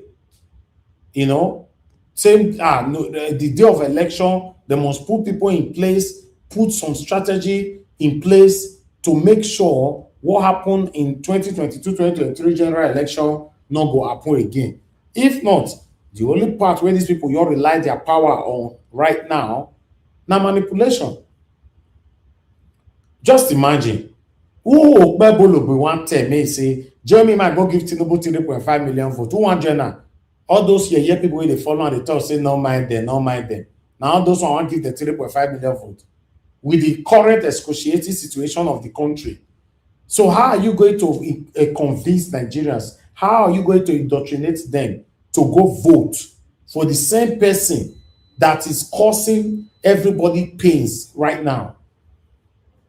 I went for a meeting yesterday, you know, and on that meeting on the table, I was surprised there were two guys there defending Tinubu. Questions were thrown to them that they could not answer. With the current situation, it was out, he said Nigeria is safe. Now only the north part that is not safe. Everybody almost ate him raw. Unfortunately, na Yoruba man, so he was labeled as a tribal bigot. He might not, but still, my own friend turned against everything, supporting Tinubu right now. Now Yoruba guy. It's crazy. There's nothing wrong. You want to support anybody you want to support. But the current situation we are facing right now, is it pleasing? You and I, is Nigeria, if you want to be honest to yourself, is Nigeria working? No. So what's all this Tinubu, I'll give Tinubu 3.5 million, Fubara, Fubara, shameless Fubara now, is now also APC. He went to collect his card today. I mean yesterday, I don't know. I saw the video today. APC cards. These are shameless people who don't care about how you feel, who don't care about anything, how you want to think about his movement. They are not interested how you will feel about their decision to move to APC. They only just care about themselves. That's why I said Nigerian politicians have been recycling themselves since Nigeria was created. They care about themselves, not about you and I. So those people that don't have power, if the election is allowed to be free and fair, before 12 noon that day, they don't declare Peter Obi the winner. But obviously, they will not allow, even upon all this popularity, synthetic popularity that Tinubu have created for himself. I wish he can allow the election to be free and fair. He will not. Upon every government don't go to Rana, like say, 4 or 6 remain. And even upon that 6 will remain, there are still 3 pending that is about to, they are planning to move. Nigeria automatically becoming a one-party state. Even upon that, if they allow this, even upon all this, now let Tinubu just say, because everybody is now with me, I want this election to be fair and fair. You see the way he go take lose. He will still lose. But the only hope they get is say they can talk to every governor that moved to APC to make sure that they deliver their own state. And what is the method they use in delivering their own state? You and I know that. That's it. That's the only method. It's rigging. Now see the way I take beat us when you go for those states. Broad daylight. Okpebolo and Manj. They go court. Their petition or whatever were dismissed. Today, we have Okpebolo as the governor of those states. What are you talking about? These people, they have their way, they have their power. But the question is, this question is to Nigerians. If for any reason, God forbid, this happens in 2027, what would be the stand of Nigerians? And that one I concern me. Me coming here every day to stream every day, I don't have to do this. I have my mates, some of them now are streaming right now, streaming all that stuff where some of them have about 2,000, 3,000 watching them. It's only politics you can be streaming where you have 200, 500 people watching you. Now only politics you say all those things. I don't have to do this. But the question is, 2027, for example, it happens how they planned it to be. What will be the position of Nigerians? What will be the position of Nigerians? Unfortunately, anyway, I'll just keep my word. I don't want to sound negative, negatively at this moment, because 2027 is still far, and I don't know what Nigerians are facing or what they are waiting for. Sometimes we can surprise ourselves. Yes. Look, other countries, they are crying out, calling out their government. It's only Nigeria, instead of us to call out our government, to stand up and call out our government, we end up doing TikTok and making comedy over what is affecting us. I saw a few videos recently on air where they were making comedy of harassing and kidnappers and all that. It was shameful. Regardless of whatever that happened to harassing, yes, he was doing his part. Whatever that led him to be influenced negatively, we don't know. But that's not enough for anybody to go and be making a comedy about it. That's the only way Nigerians have the power. It's very, very sad, my people. I'm not sure how we will rescue ourselves out of this situation we find ourselves. I'm not sure. But meanwhile, I would like us to get some updates on RC. RC team. Now go expose RC secret out. They say now person where no person, now they do person. That's the kind of life we are living in, whether for good or for bad. But for a great man to fall, an insider must sell them out. Information where we they get about RC now, it don't take K-leg.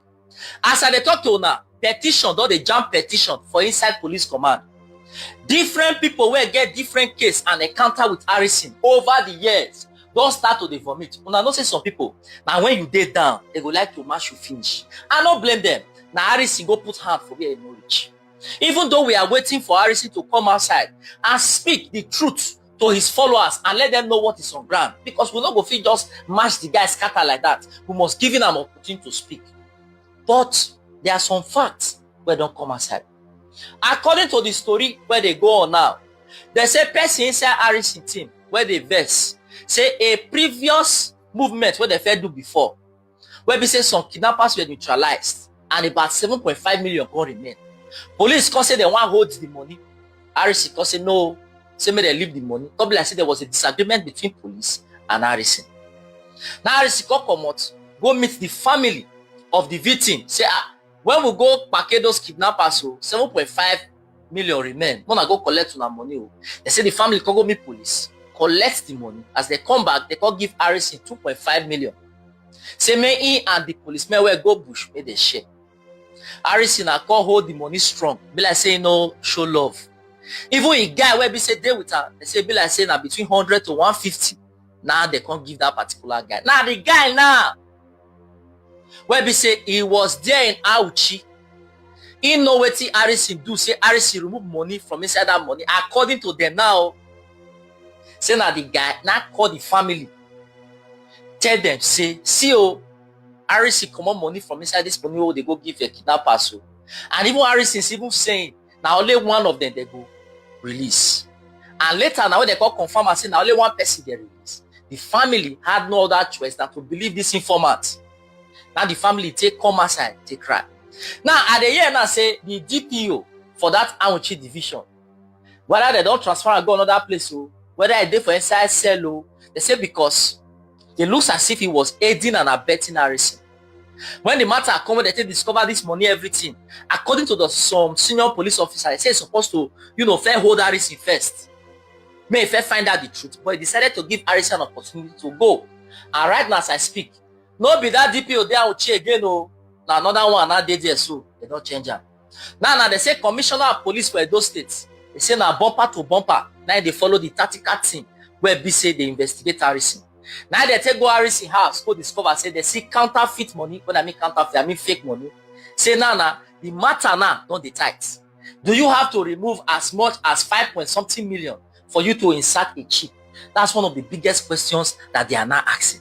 And now it looks as if the matter is gravitating. It don't they come out from this 5.4 million to something else. Because they say you get another person chat where they see for say Harrison phone, where they say police right now, they investigate. My people, you know, say when I came out the other time, I said it would be good for them to investigate all Harrison cases.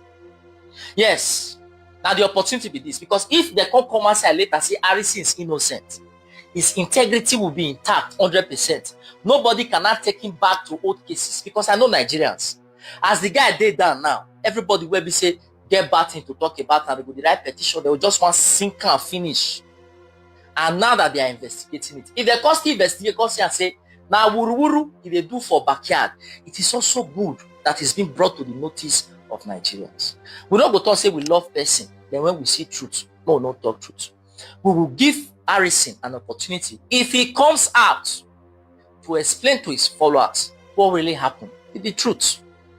And now they hear say they actually go collect one documentation to restrain Harrison for about 14 days. When I don't say Harrison lawyer come out, I thought say no, there is nothing like that. Omo, I say when I hear gist there, I open mouth, I say wow, I can't believe this. I know say right from the starting, the whole story looks like a setup, but it was not actually a setup, it was a sellout. Now person where no Harrison, now sell Harrison out. The person know what Harrison do, because if they join now, they do it before. So now my thing is this: as this person now don't expose Harrison, police will need to still arrest this person, because he knows more than what he's saying. And I pray that the truth at the end of the day will come out. If Harrison is clean and clear, God bless you. Your enemies will not see your downfall. But if of a truth that there is more to the story than we know of Harrison, it will be one of the biggest shockers, because people's trust will be disappointed. Now, since they arrested Harrison, and information reaching me now is that they've denied him bail again today, and some gullible Nigerians still thinks it's because of 5.4 million that they are holding him for 6 days. With the kind of influence Harrison has, if it was just because of 5.4 million, Harrison would come out the next day. For those of you who are still being emotional about this whole issue, I'll give you 3 heads up for you to straighten your thinking a little bit. First of all, think about it. Since they arrested Harrison, kidnappers have not said anything. They've not even called back the family. They just heard the man there. They just pause. So are you trying to tell me that the kidnappers are kind of waiting for them to release Harrison first before they continue their transaction? I mean, with the kind of stunt Harrison pulled with those kidnappers, they are supposed to be writing the family back to back. In fact, the kidnappers are supposed to take action self. If they won't buy the guy, therefore just buy him, or they go don't write the family, say if I don't bring back the rest of this money, we go don't do something. But they just pause, they don't talk anything again. This second point I won't give you now, the orga pata of them, or it go bust your head finish. But before I give you bring back Aisha and you think say they still kidnap this girl, that means something is wrong with you. See the energy where they with the person where they kidnap just now. Do you know what it means for them to use you trek for bush for 4 days? For 4 good days, you know they drink good water. Most cases where I don't hear of people with them kidnappers, they just bring them back now straight to hospital. They know they even they feel talk. They don't even they feel stand. See who they kidnap, they do change of style. Nigerians tell me say this girl just they come back from bush. Nigerians wanna take on a time, not be everything they take they catch on a mugu. Okay, just watch this video of when Harrison, they tell mama, say, hey, mama, shall I tell you, say, I go bring your daughter today. And the man say, hey, you talk am. Just watch. Mama, shall I tell you, say, your picking will come out today? Yeah, you tell me, you try. She came out. God go help you. Nah, assalamu alaikum go thank you. Assalamu alaikum. Assalamu alaikum. Assalamu. Person where they kidnap a pikin, where a pikin just they come back from bush, go they roll for ground. Like, the energy, you will not say this woman, they really hold a pikin. See cloth where Aisha wear the day, we then kidnap him. See cloth where they come back. Now Aisha be the only person we then kidnap, we change cloth for bush. If I tell you, say, police know why they hold Harrison for there. They get many things we never know for this matter, where they never talk. Not be 5.4 million make the whole person for 1 week. Big person for that matter. If now 5.4 million, now that the Harrison go pay the money, move ahead with your life. All right, everybody have their own opinion over this whole Harrison matter and all that. But still, You know, we should still be asking, why is it that till now, you know, I guess you guys can hear me. Can you guys hear me? Just say yes, you can hear me, oh, please, I beg. Can you guys hear me?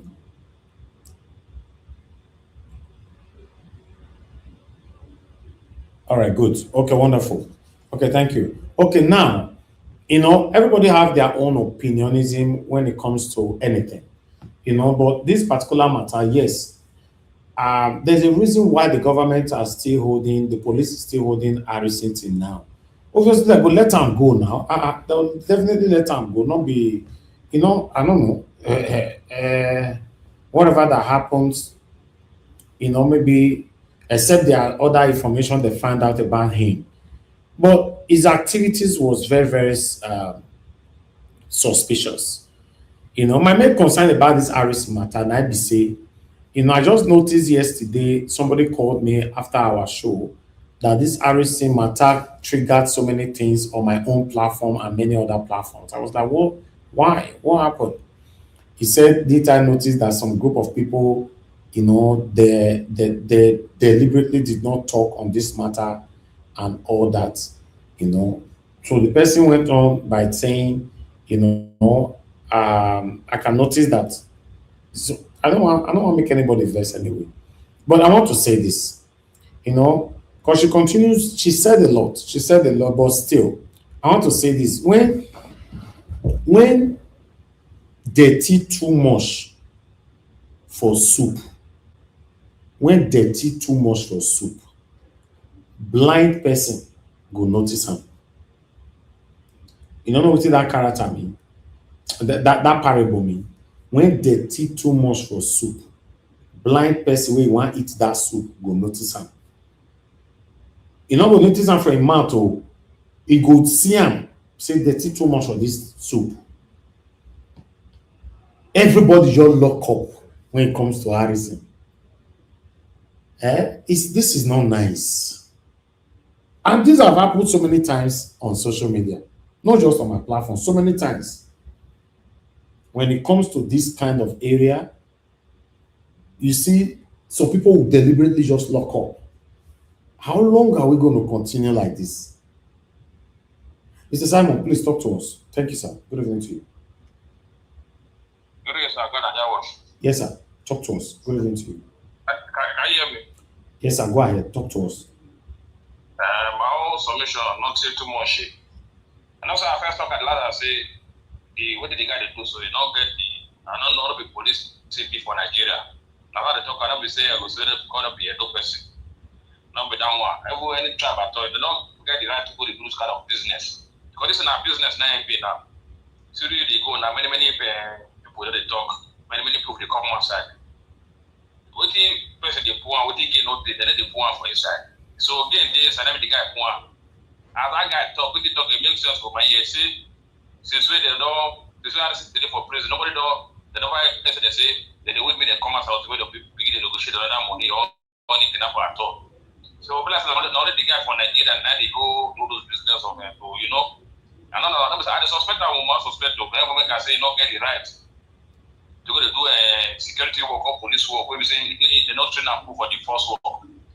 Now they say criminality for Nigeria or Ghana, we do too much. But there's nothing wrong. There's nothing wrong in normal citizen doing a police job if the police is not doing their job. We are talking about the criminality that involved allegedly now. So for me, I don't blame. I can't fault him for doing the job. But what they do now? What they do? We get the man to do Ghana for Nigeria. I'm not going to feed one.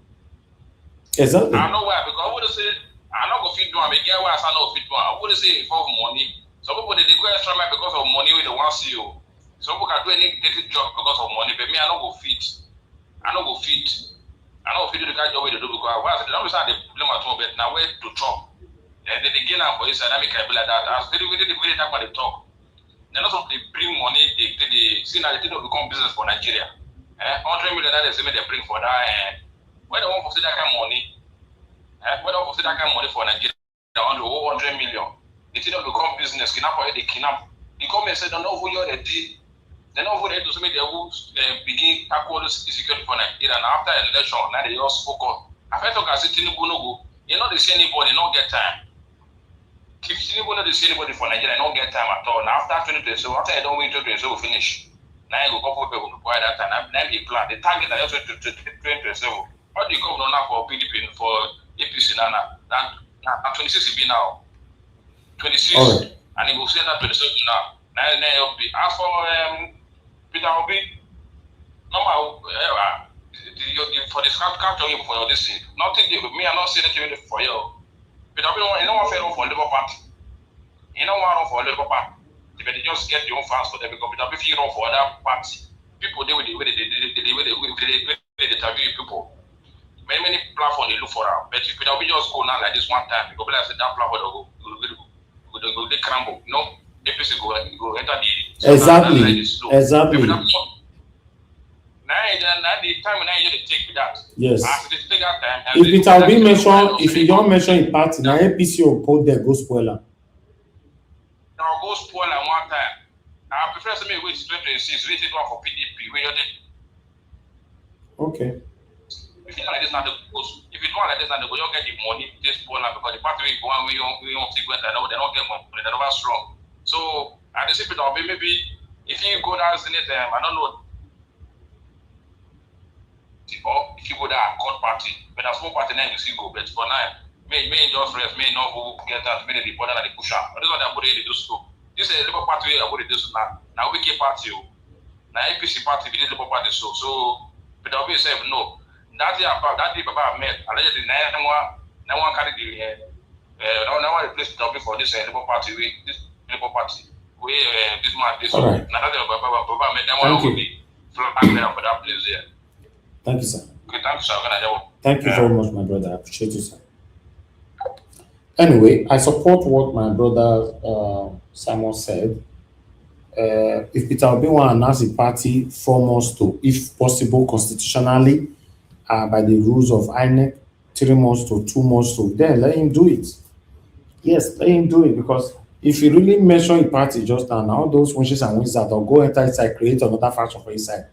That faction now will come to fight Peter Obi, they go. So yeah. But what I was saying before I come in, because I might end this show anytime soon, I want to say, why is it that Nigerians, we are selective on the kind of things we want to talk about? If you check it now, RC matter have been going on now for the past 2 weeks, right? And I believe many of you noticed that on this platform, on this my Naija Watch platform, I don't know about other platform, on Naija Watch platform, on that 2 weeks, some group of people deliberately stay out of it. The staying out of it is not the issue here. They also stayed out of it in every platform. They don't want to talk on the matter. Some people might ask me, how do you know if they stay out of other platform? I don't know, so I get people on social media. You know how many of them will go different platform, go talk for they'll screenshot and screen record that consent to me for my WhatsApp. Say, look your panelists, so see what you talk for here, see what you talk for here. To Naija Day the other day, you know, I just want to reference to him anyway. I know I'm gonna lambast him. You know, when he was saying that he supported Peter Obi and all that, somebody recorded what Tuna just said on one year platform during the time of election by Peter Obi. You know, you understand? So it happens. People are there. It's just like me talking right now. I'll be saying, okay, now some certain group of people now 1 year, and I lie. A lot of people are listening to you. When you end the show, now there you go, no. Not the views on the video. That's not where your voice ended. The copy of the video is an extensive part of your voice. Do you know how many people they copy your video, copy some part that you talk about and reposted in other platforms? You don't know. So why is it that I'm only asking, even though some people might still get offended with this, because it's happening. It's like say, for me, I can only speak for myself. I don't ever say me. Particularly, I'm selective over what I want to talk about on my platform. I'm not too. You don't hear say that don't bring a dome matter for a year. I'll say I don't want to display them. Even me, self, I have the right, the privilege not to project it here. Because I mean, they bring topic come here. But I'll still bring and come here. Why can't everybody just be like that and speak truth to power, regardless of whoever that is a part of it? And if you also know you are supporting the person for his wrongdoing, or you want to defend him that is not doing anything wrong, why can't you be bold enough to also come out to say, no, this might take this person not do anything wrong? When something continues to happen, it's not nice. When something happens to a group of people, you just see, I say a meeting. You get meeting. You get meeting with the day. That meeting, when the doctor come for that meeting, say, when I see this, when I see what happens, so anybody not talk, but everybody go say, oh yeah, that's it. Before that matter, I'll go finish. You know, we see the talk put. But why? Ha, God. Nigeria is divided though. I wish they don't really share the country as everybody, some of the, people are calling for the sharing of the country. I wish they can. To be honest, because the wayo too much amongst us now. we are not honest people. No, we are not. We are not honest people. If you check on for the past 2-3 weeks that this RC matter, people that is on this panel, if it's not Black Panther, Mr. Alabo, Madam Rita, Madam Patricia, that's it. And Mr. Oduwa, someone like Mr. Oduwa, I said it the other day, I respect him so much because he came here, he told you, who he's supporting, regardless of what. The only area that I don't like when he now say he doesn't care whatever that happened to the man that they're still holding there. But someone that can vote to come out, it's just that during the time of 2022-2023 general election, when I say, if you are supporting Tinubu, join our panel, come and tell us. Don't come here to say I'm supporting Peter Obi, then your submission will not be saying I'm supporting Peter Obi, but I just want to say this. Why is it that Peter Obi is not giving people money to do this? Why is it that you're not using it directly to destroy the same person you say you're supporting when the election is ongoing? And then I know say, okay, now these people want to use for me for a year. You see that time, I can't block many people. Say, get out. We know your kind of person. So it's somehow. Guys, I'm blessed. Hold on, I want to on my AC. I'm hot.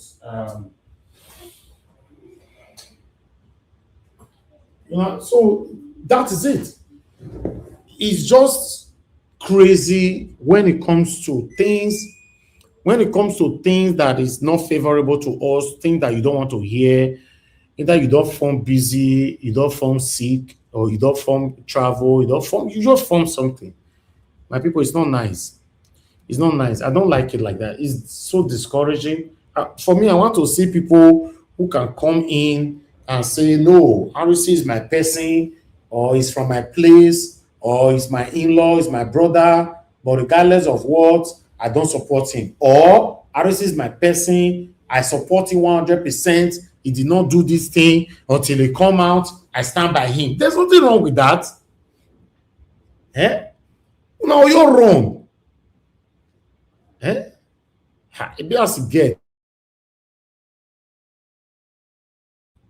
Okay, let me take question. Okay, any question on the comment section? Tony Africa, you say, but Edo is already out the education. I don't know what you mean by that. Some paragraph, some statement, does he have head and does he have tail? You only just put the middle, the body, and it will be difficult to digest. I don't know what this means, but Edo, you started the conversation with bots.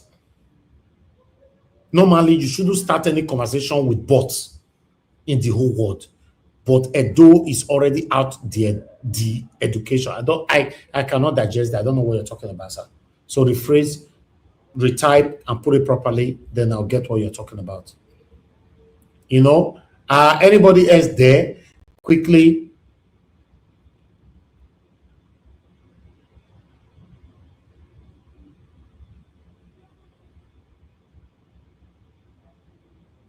No, Eva line. No, don't say that. No.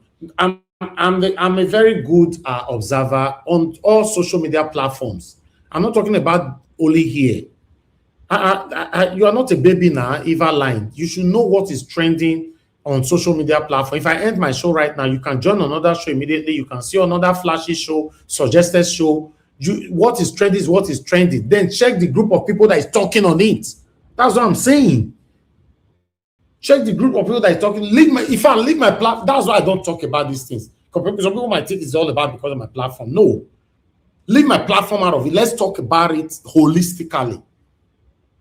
If I end this show right now, please go and drive around social media platform and come back tomorrow and tell me, maybe you understand what I'm saying. It's not about here. Oga Shimeze came here the other day. He's better than so many of them. He came here to say, okay, he doesn't support what Harrison did, but they make we talk and small and all that, blah, blah, blah. He was still attacked. I tackled him on that statement. Say no. But at least he came out. He's always like that if they talk. If you don't want to talk, you go talk on other place. Maybe we say at least this particular thing is trending on every region, everybody's talking on it. That's what I'm saying. So the Africa, thanks for calling in, sir. Good evening to you. Talk to us. I said that it is already out of the talk because we can no longer form our own nation.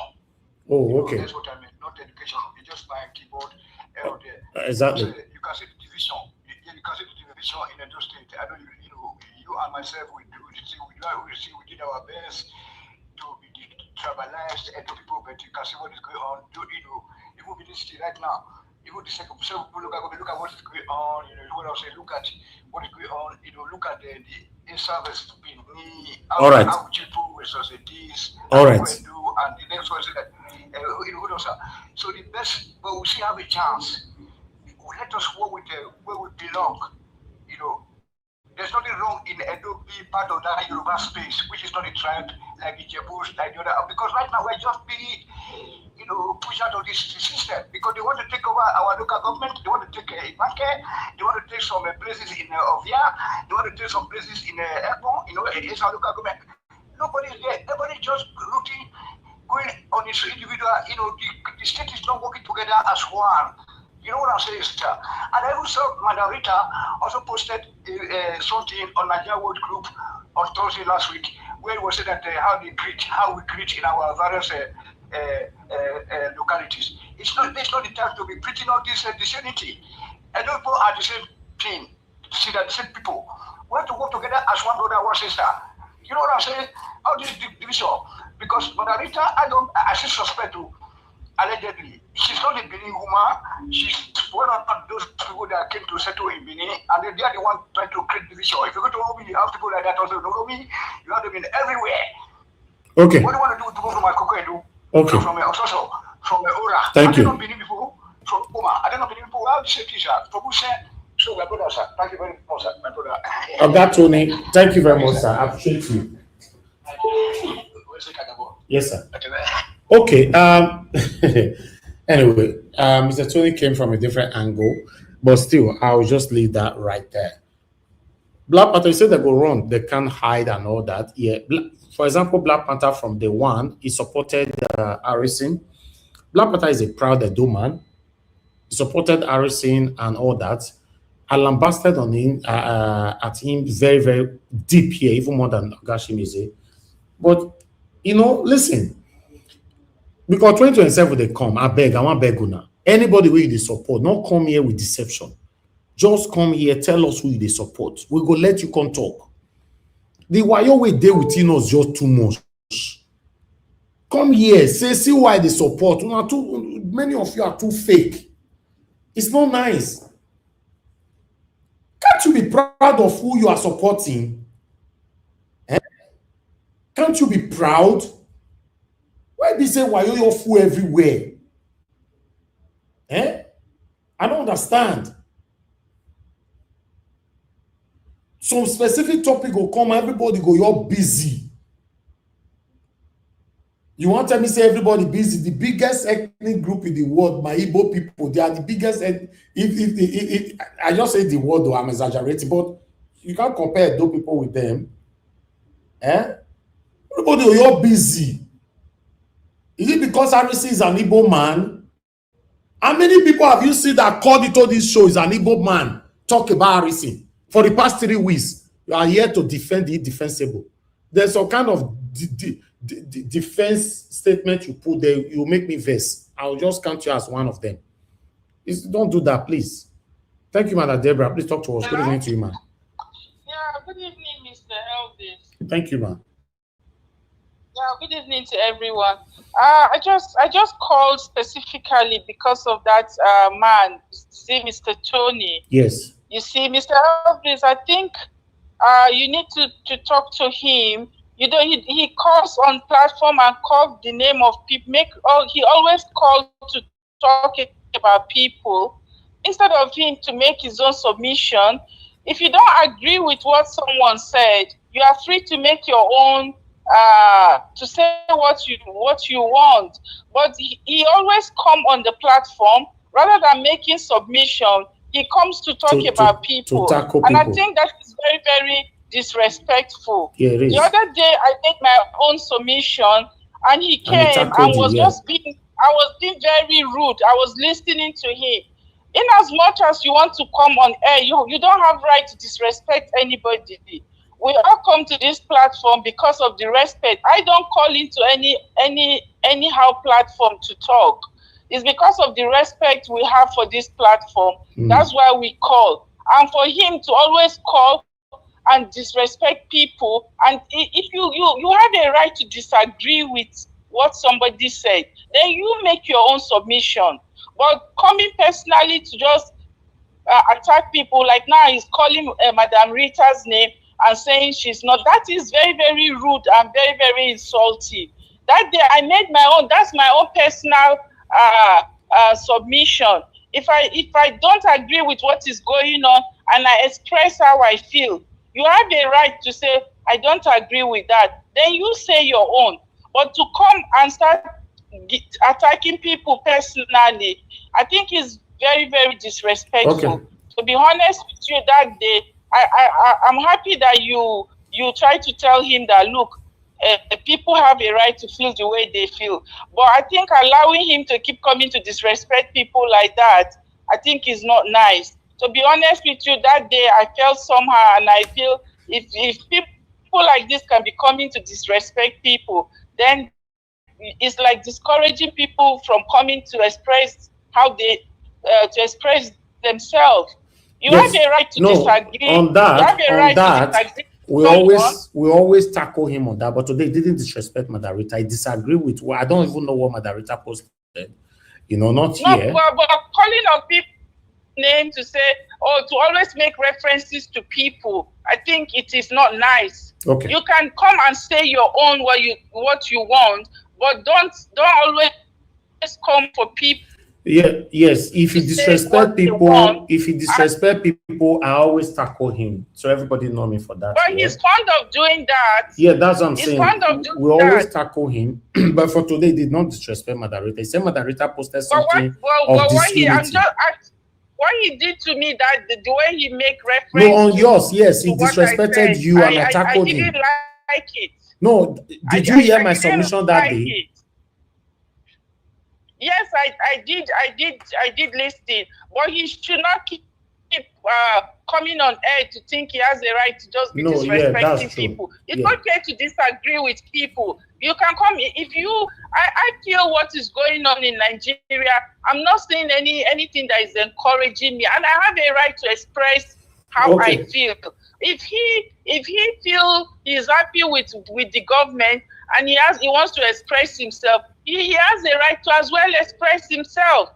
Is free to say his own, but don't come on air and try to demean other people or try to particularly condemn people for what they say. Okay. We all have right to our own opinion. You know. I will talk to him to apply some leniency to his submission. You know, whenever he's coming, but he is still going to mention names anyway, as long as it doesn't disrespect you. But mentioning names is not too wrong. It's a respectable platform. People call in because they want. I just don't call into any platform because I want to talk. You have a right to your own opinion, but respect other people's opinion. And if you disagree with that, come up and say your own. But leave people alone to just express their own. You may disagree, you may agree. But him always coming to talk the way he likes to people, and I think he's a mature man, and I think he should just learn to respect people's different opinion. We must not always agree, but if you disagree with people, leave them to their own submission and make your own submission. That's how to be decent and to be reasonable, not just coming to talk anyhow. Oh, this, that. It's not. I don't think it's nice. Okay. We'll take note of that. Thank you very much, ma'am. Yeah, thank you so much, Mr. Elvis. Thank you very much, ma'am. God bless you, ma'am. Yes, ma'am. Yeah, thank you, sir. Okay, Black Panther is right there with us. Black Panther, please talk to me. Good evening to you, my brother. My brother. Yes, so tell me. Now, disrespect. Now we will talk now. Nigeria don't pass down. Right? If they do anything, don't vex. Just know say Nigeria, they vex themselves. I know. Madam, that court, don't be angry. Everybody in Nigeria is angry. That means well for the country. Don't take it like that. Some people have some character, but if they caution them, sometimes they straighten up. Just know that they are angry because of the situation of the country. So any slight mistake, people will just flare off. But I want to say here, I want to thank you, Nigerians, and thank Mommy Diaspora and everybody. You see, the case of Harrison, make me forget Harrison. They talk every time, we will forget that he came. Then they can go court, then they jail him. Simple. He committed a crime now, which I said we should hold on. Let us hear. We have heard both sides, and he is guilty.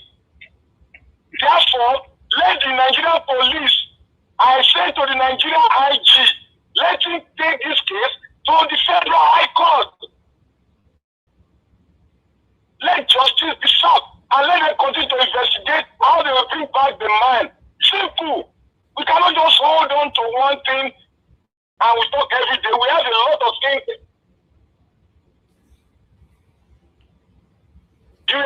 And that are sponsoring all this terrorism in Nigeria, because those terrorists did not come on their own. Somebody brought them in. Somebody is paying their bill. And the people paying their bill, they've listed them out. What are we doing? We should put their pictures all over the place. Terrorist sponsors all over the media. They should put their picture, line the picture in your page, on your page. These are terrorist sponsors. Simple. So that they won't have any place to hide themselves. We want it to be like that. So that they won't have any place to hide themselves. We need to be very, very angry with all this situation of Nigeria. The sponsors of this terrorism, we need to bring them to justice. Justice, let the media, let us hype it in the media. You will see justice will be served. No matter what. Let us play the game. Let us use the media as our weapon of serving justice to them. They will have no place to hide. The international community will see the pictures all over internet. These are the sponsors of terrorism in Nigeria. They have killed more than 500,000 people. Let us put it there. That is how to attack them with this instrument the media has given to us. We cannot just be talking Nigeria go here, Nigeria go there. The problem of Nigeria, we all know. We are not yet a country. We need to come together because they have divided us. We need to come together, and if we come together, we can make a decision and write a template for ourselves, which we will hold in high esteem and decide that who breaks the law goes to jail. That will set up the judicial system. That will give state policing. That will give protection to every Nigerian. If not, Nigeria will be divided. We got to do this fast. We got to do it continuously. Thank you, Nigerians. We got to play those hands online. Thank you. Thank you, my brother. Thank you. All right, Mr. Oduwa, please talk to me. It's good to have you on the show. Good evening to you, sir. Please talk to me. Thank you, Mr. Najawas. Good evening and happy weekend. Good evening, thank you, everyone in the panel or those who will still come. And happy weekend to all. Good evening, Mom and Diaspora. Thank you, Mom. God bless you. Thank you. We appreciate your efforts and your kindness. Thank you. Good evening, commenters, listeners, and viewers, and the passerby. Thank you all. Well, I have not been at home since on Monday, so that was why I'm unable to come in to the live. Anyway, I will be happy to see that you see when you said the only word you surprise of me is I don't care. And that is a state we have a police barrack, we have soldier barrack, we have mobile barrack, we have Air Force barrack, which they call base. And there's, as I heard, that there's still some, what they call their, I think, EFCC that is covering finance, or if not EFCC, DSS, they have all of them in that state. Because that state, we have what they call state CID. So I think state criminal investigation or whatever. Now, and this is the same state that kidnapping is taking place. And then what is the use of all those bases or CID or police stations or whatever that we have in the land, in that state? Then what is the use? If kidnapping, terrorism, criminality is going on in the state that have such thing, then you have to understand that these are the people that is your kidnappers, that they are your terrorists, they are whatever. Because it is their duty. I still said it. It is not the duty of RC to come from Delta State, or for anybody to say, let him go to Delta State or terrorism. It is the duty of the state, Edo State, to hold these people that is now holding RC accountable. So, because if you cannot hold the person you're supposed to hold accountable and you are not shouting RC, me, I don't see anything. If RC, they tell me RC did not even take money to them, I don't blame RC to it. He did not even take money to the kidnappers. I did not blame RC to it. Because the villagers that are not crying today, or the communities, or the local government, or the zone, maybe it is not today. Problem even start from that place. What are they, all of them be doing? Are they that talk English say, spread your bed according to how you will lie in it. It is the way you spread your bed, that is how you will lie. Because this is Edo State, which we said we fight justice for ourselves. That is why I sang that song that did.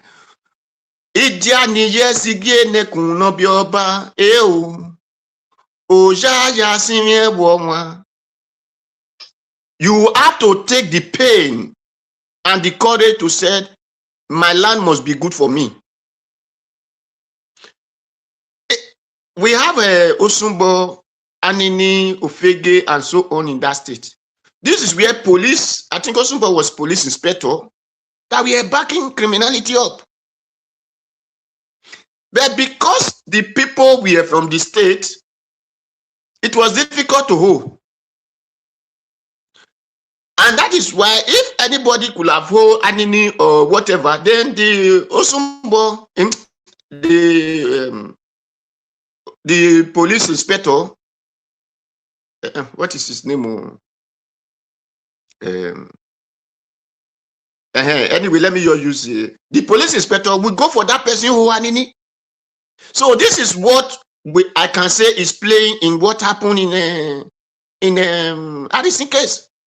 Because you are against their business. How will you come from Delta State to come and be delivering people their hole in Edo State they are making money from? Because I said it that time, I'm from Nwade local government, Nwade, which people call Nwade. I'm from Nwade. A village called Igwezewahu, which they call Igwezewahu. After Agbemudia village, there were roadblock. A traffic police checking point, you call it a police checking point. But did you know that from there to before Igobia Hiami, known as Obada Joshua. All these kidnappers, every time they will be blocking road. All these criminal highway robber, they will be blocking road. And this is a place that police checking point from there to the other place. The highest speed is no more than 3 minutes. If you drive, it's no more than 3 minutes. But police checking point is there. Oh, we are doing the business. So if you are able to catch one person of that, now the police will go after you. They can. This is a country they can frame you with any names. As far as you are against their whatever. If me want to hear, I thank God that you were showing one boy just now who were saying, let us see if the Addison is real. Then the other man that just called and say because it's business, that is why Addison is doing it. My brother, since it's business, you come out and stop the business. It is your duty to volunteer yourself and say such business will not take place. Because if you stop kidnapping, Addison, nobody will call Addison. If you volunteer yourself and say, this is my state, this thing will never happen. Nobody will call Addison to come carry money to them. Mr. So Odu, you cannot be back of the fence. Mr. Odu, I'm talking. Mr. You cannot be Odu, back of the fence. I'm shouting a player that is playing ball, how he play it, or how he did not play it. You, as a good player, enter the field. The field is open. They did not set anybody that want to play it. So if you are afraid, just die in that of fear. Don't come out. Don't make noise at all. Because we, the Edo, believe that it is pain to make sure your land is safe for you.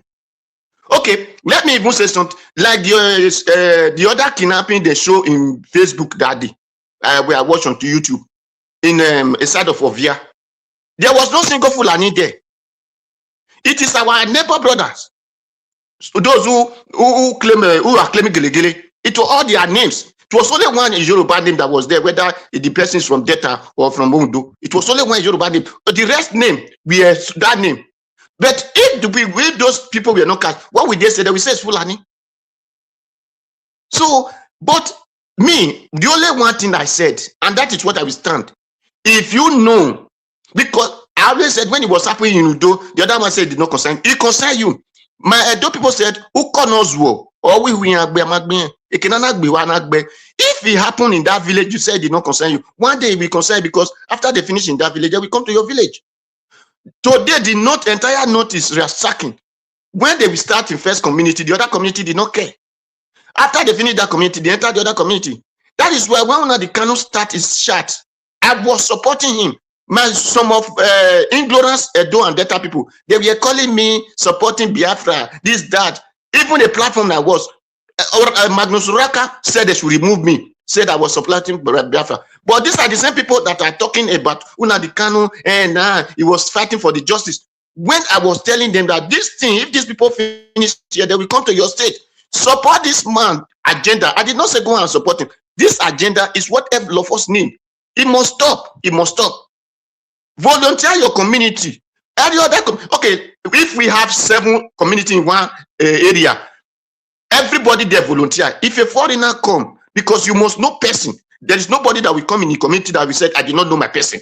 If you enter bush, whatever you see there is bushmeat. And if you find out that it's your person that is still doing the same thing, it becomes bushmeat. So my dear, for you to not carry person to police station, is it not the duty of that police to make sure you enter bush and make sure they rescue people? You then supposed to pay any money to kidnappers at all? No, you're not supposed to pay money. Because that is their duty to make sure the police, they secure the land. But they cannot come and hold you there. They say they cash Morocco in your pocket. There you do rasta. But the real duty they're supposed to do, they will not do it. Those soldiers, when you come out, they come out and be trained tear gas, train this in protest. But they could not. Is it not soldier not supposed to be going inside the bush? Soldiers don't supposed to be patrolling the street. Supposed to be in the bush. What are you all doing? But they are holding small boys on the street. So, if people want to, now I hear one video we are saying they kidnap another people, they were looking for money. The entire community, let them cry to those police that arrest Harrison. It is the duty of those police to make sure they go bring those people out.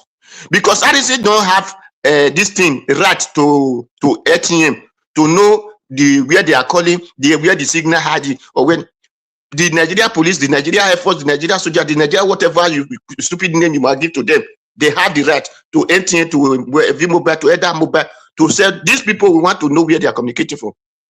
It is their duty. Right. So they should create all those barracks now and make sure they're free for them. People should leave Harrison alone. Whether Harrison thief, he did not thief, because Harrison did not. If you do your right thing, Harrison will not go there to come and thief. Thank you, Mr. Jawash.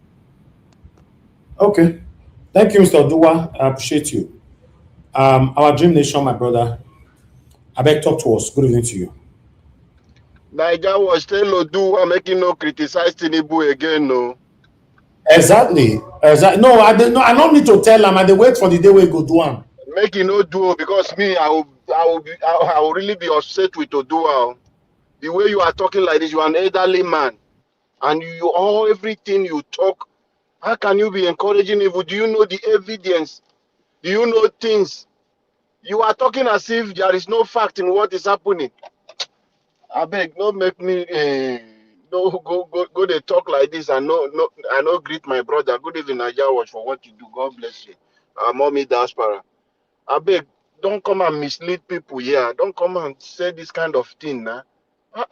We are here talking about how we can make our country better. We know our security. We know there is problem with the security issue in Nigeria, but that does not mean that when individual have done something wrong because of he has done a good things, we cannot condemn it and say, oh, this thing you have done, no matter how you think you love that person, you are his #1 fan. No matter how, we should be able to condemn what is evil. Evil is evil. Somebody says something on a video and ask question. Till today, the kidnappers have now contacted their family. Do you know the evidence against Harrison why he's still in the police custody? Oduwa, are you aware of what Harrison have said with his own mouth? Even in the police custody. If Harrison is out today and come out to beg Nigerians and say a lot of things that he's sorry for what he has done, what will be your stand? This is not good now. We want a better Nigeria. And we'll be here condemning and be doing our politicians, but we individuals, small power. I have said it before, that if you dey thief for your mama pot and you dey pick money under your mother bed, wherever they put them, you will still do it in future when you see money. And I said the upcoming generation and the Gen Z today should be careful of what they do at their young age. They should avoid this kind of things because it will still follow you. If your community know you as a thief and you have power, the power will intoxicate you and you will do worse than what you've done, even when at your young age. That is how it is. A thief will always be a thief. You cannot see a thief, just like people will say, you don't go catch goat keep, and you carry yam, give him, and it is a goat, go they look like that. He will eat the yam. That is the fact. So Harrison with power today, because of what he has done before and his problem with his weakness, he took advantage of it. There are a lot of information most of us are privy to, but we can't say it outside. We want everything to go through the due process until he come out and the Nigeria police will come and begin to take people this, and you see him, if it will end him in jail or life imprisonment or death by hanging, whichever way they want to go, because of a lot of things that has happened under him. We are waiting for that day. That is why some of us, we are not even saying much, because we don't want to begin to do it to look like it's a propaganda. You are just saying something for saying sake. But we allow the investigation is going on. So stop defending the indefensible now. Let us try and how will Nigeria be looking at you? You are with me every day here. We'll talk about how we can hold our leaders accountable. Just small mistake now because of a Nafan, or if they do like this, it don't save many people. Who send them the message? Did the Nigeria government contract Harrison to go and be saving criminal this thing? He volunteered himself to do those things. And he has something he's benefiting. Most of us who supported him, if you need receipt, I will send to you. Some of us, we did in a different way we do. When he will come out online and cry, we thought we see it as if he's doing a good thing. But with things we have seen and all the things, I regret. I regret. The guy who is telling Harrison that he invested so much and all those things, are you seeing him on Facebook again? Talking anything now about his investment on what the security something Harrison is doing? Because all of them are also suspect today. Because the thing has become a business. Some people invest and get returns. Some people is just to give and see that, oh, philanthropy, let us just support, is doing the good thing. There are some people who understand what is going on and they invest and getting a return from it. So a lot has happened in this process. So we should not support what is evil. It is evil. Whether you think it's doing good, somebody can pretend that do it. The same thing politicians are doing us now. They will come to you and sew wrapper for you. They will come and build a Governor Amuneke, do it finish for you. As soon as they leave, that thing they do is a scam. Did it not happen with Oshomole? Which hospital did he say he did in Edo State? As Obaseki come in, was everything not a fake thing? So all politicians, they do the same thing. So Harrison took advantage of the process. He can stage and do a lot of things because Nigeria, people make money, they don't care. They don't care. That is the corruption we are crying for. Everybody just want to make money. They don't care about the consequences. It's the same thing we are crying. Somebody will go and be manufacturing fake drug.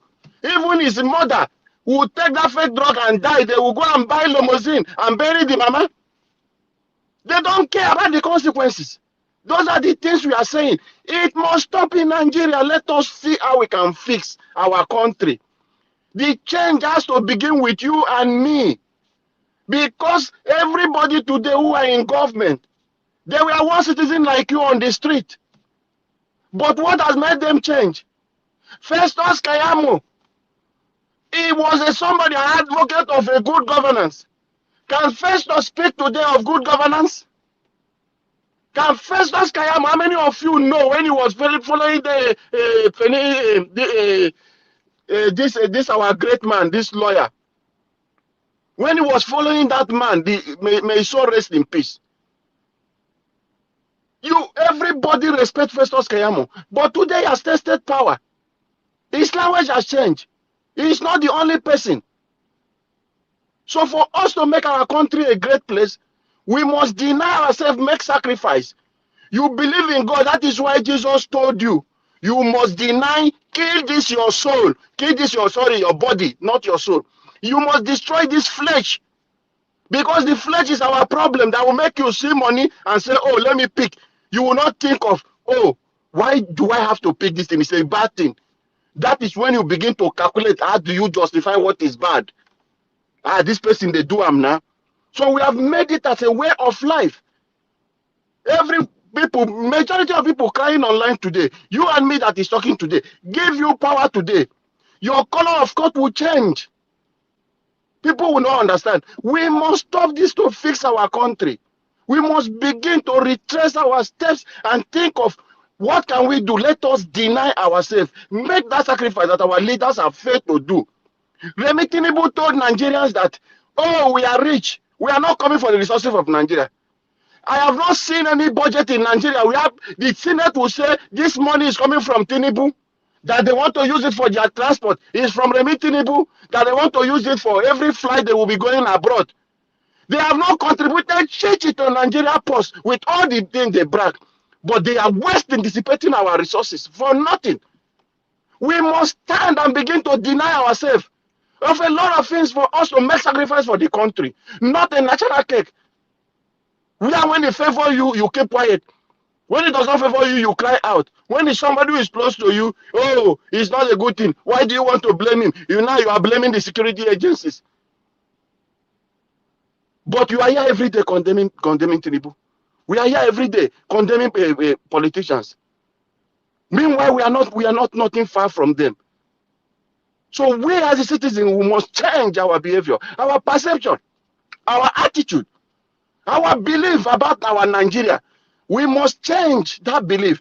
If we don't do that, we will continue in this corruption. We will not know the generation that will come. Maybe cause a lot of problems that will change their own. But for us, all of us, we have failed. We are part of the problem. Let us begin to think of how can we fix this country. So let that change begin with you. When it begins with you, they give you power today. You will use it and do the right thing. It will be a selfless service.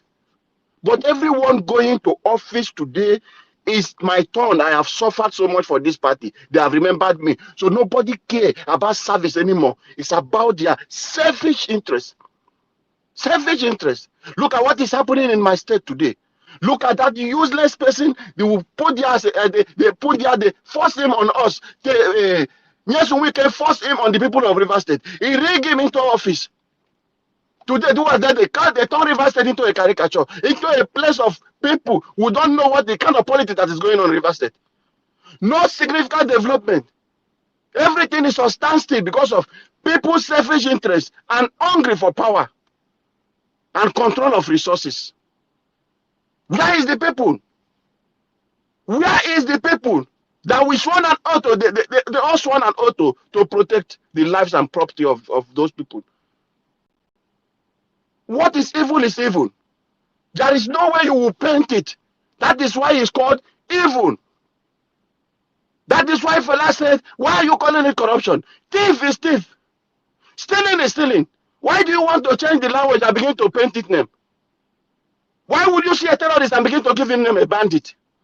Categorizing it. That is where we are having this problem. Give it the real name that it is. It's a thief, it's a thief. Why are you calling this a corruption?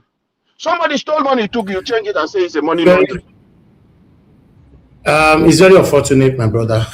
I can't don't waste my energy or things like this anymore. Like I said, the beautiful thing about this panel, or let me say, whenever I mention my platform, people they take it differently. The beautiful thing about social media is that whatever we say, there are people listening to us. I can even see the reaction from people from the comment section. So if you choose to support Satanism, people are listening to you. If you choose to support what is right, people are listening to you. So we should always have that in mind. So if you are supporting somebody, you stick by your word, you think it's fun, people don't mark it down today. Say, oh, okay, this particular person, Mr. Oduwa, may I mention your name? I know well, his name is called Mr. Oduwa, now they call her. So he doesn't care. Whatever that happens to Harrison or whatever Harrison don't do or whatever, it's not his business. Why may concerns Nigerians care more right now on the life of the husband that is still with the kidnapper? So for me, this platform, I want to give people the benefit of that, or rather the right of their expression. Just give your submission. As long as you are not breaking the rules of the platform, I don't think I have a problem with you. The people that is listening to us will judge from there. Thank you very much, my people. I appreciate you all. Thank you, Madam Patricia Tagujimi. I can see you on the comment section. Mr. Pansat, can see you right there. Thank you very much, sir. I appreciate you. Mr. Johnson Emmanuel, thank you very much, sir. I appreciate you. Eva Line, thank you very much. Oege. Just to make, what are you doing on the comment section? Anyway, don't late now. Not go press link. I beg. Why you're close now? Tomorrow is another day. I need to go right now. Thank you very much, Just America and Mr. Pansat again, and many others. Black Panther, my brother. Yes. Where is give us a mandate? Where's Mr. Jonathan? Where is Augustine never still returned from America? Although he was not very comfortable with the way they joined us that time. Now, since in one corner they joined us. There was even a day he was sleeping on air. Augustine, I like when he did that in the office where documents, logbook full. He go come put this where they call that he head full for head. He can give proper submission. especially when the face go be like say you want enter inside camera. But for that corner where Oga CM that they not fit shout, you not fit do anything. So it be like say, you know how it be now when you go holiday. You don't want people to see how you are. It's different from how you express yourself from your home comfort zone, your home. So Oga CM, if you are back, let us know. Return back home, please. You don't do. America. What are you doing there? Anyway, I appreciate you all, my people. Nobody buy me coffee today. But tomorrow is another day. I want to appreciate Mr. Odua for coming in to put your voice to this. Thank you, Mr. Alabo, our Dream Nation, put your voice to this. Thank you, Madam Olagbeyan, for your long conversation with us on the phone. Thank you very much for giving us hope and revitalizing our hope again for 2027. Thank you, Madam Deborah. Thank you, Tony Africa. Thank you, Mr. Simon. I think that's it. And Black Panther and many others. I appreciate every one of you, my people. I need to go now. If I see my people wait, they plan still talk now, they will still talk for another 1 hour. But I think we should end the show right now. We don't talk for 1 hour, 2 minutes. 2 minutes again. 1 minute, sir. 1 minute is fine. Oh, yeah, thank you. However people want to see me, I will let them see me. What matters to me is do the work instead of complain. That is what my policy of Edo people stand for. Do the work instead of complain. That is why in terms of Buhari and our brother, late General, he said, obey before complain. Our brother Idiagbon said, obey before complain. That is why everywhere was peaceful. Everybody obey instruction. So they kidnap another people now. Let us go, and Harrison is in the custody already. So let us do the work instead of complaining of Harrison. Let us do the work. Stop those stupid attitude that is happening in the land. That is what I care for. If those attitude is not there, there is nobody to pay. Thank you. Okay, Mr. Alabo, your 1 minute, sir. Thank you, Mr. Niger Watch. God bless you. It's just so sad when I heard Odua talking. I just feel disappointed. Please, anything that is evil, we should condemn evil. Evil is evil. A thief is a thief. A criminal is a criminal. So let us wait for the whole investigation to finish. If you see Harrison, if you ever see him on the road, you will spit on him. So please, let us not encourage any evil. We want a better Nigeria. All of us must do things in the right way. Thank you, Niger Watch, for what you are doing. God bless you. All right. Yes, I appreciate you all. Like I said, I don't have the power on this platform to tell people how to speak as long as they're not breaking the rules of my platform. Yeah, it's a panel. Anybody can say whatever you want to say. If you're breaking the rules of the platform, that's when I normally comes in. But nevertheless, I appreciate you all. Thank you, Madam Peggy Modi, Madam Gina. Thank you, Pachad Nofe, my dear sister. Thank you, Bex Manx. Thank you, Timmy Edibe. Thank you, everyone right there. Then I'll come to my mother of all Mommy Diaspora. Thank you very, very much, Mommy. I appreciate you. I love you so much. Thanks for all that you do for us here every single day. My mom motivates me a lot here. I wish you guys know she motivates me a lot. There are sometimes I'm tired. I don't want to come out. She encouraged me to do this. Then Abu Aziz, another person, is the kind of person that even though I'm late, it already did my inbox. They ask if I'm okay, where I did, So I just want to say I'm grateful to all of you, and many others that normally reach out as well. If you cannot hear from us, yes. But I want you guys to know we cannot do this like this every day forever. There will be a time, it might be someone else that will be here doing it. I might not be available to even be on air with you like this. It's not easy. My hands are full, but we'll continue to manage our time right now with everybody, until, the change comes. Now, God bless you now. I'm not taking anybody for granted. Black Panther said, we want to carry Oga CM come for UK, go America. Lie. Oga CM is too, I want to talk on it's too high for una kind of level for America. No. He cannot succumb and reduce himself because in America he can't stay. It's not possible. So Black Panther, don't worry. No, I don't Agberu country owner there for that side. Don't you worry, you know. We did very nice country, Great Britain, not the year Great Britain, United Kingdom. Now we did. See one carry Oga CM. Carry and go where? Okay, because he say may consider and may go visit, may come visit to now. Now nobody don't cash you now say you want carry and go where? Carry my professor go where? If doesn't more carry anybody now, I don't go carry you. I don't need you for UK. I don't need give us a money for UK. Now only Mr. Jonathan and I go carry, come join Oga CM. All of us the UK for this side. Anyway, I God go bless my people. Thank you very much. And I not go see carry Oga Panther. Oga Panther body too hot. He go scatter everywhere for UK. So maybe you follow on that side. Oga Panther everybody they hot. Now no whether AK-58 they with them for there. Oga Panther will not need you for UK. Just they will country for that side. They Oga CM is too quiet to be in America. What is he doing there? He doesn't need there. All right, thank you very much, man. Thank you very much, man. God bless you, man. I appreciate every one of you right there. Allow us to end the show right now. Oga Panther say, Mr. Elvis, only US is saving us now. They are not saving, they talk. I never see when they save us, so they are not talking. Say they want to save us. I never see the save, you know. I fair ask this question since before you come, Oga Panther, say, what are they doing? So until I see what they are doing, at the moment, they are not doing anything. And that one I see, oh, and God will bless you, our people. I'll say, have a good night. Please press on the like button, help us to share, take our voices far. Have a good night, my people. And God bless you.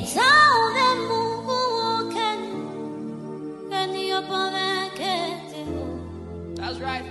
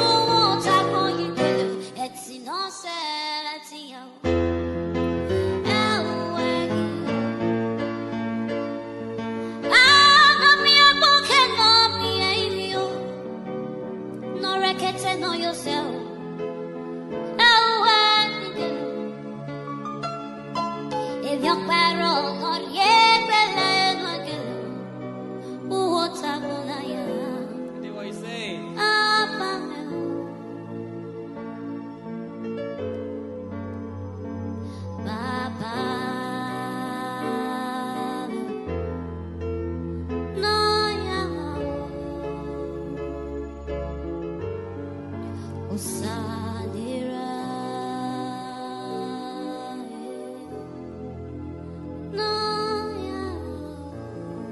you.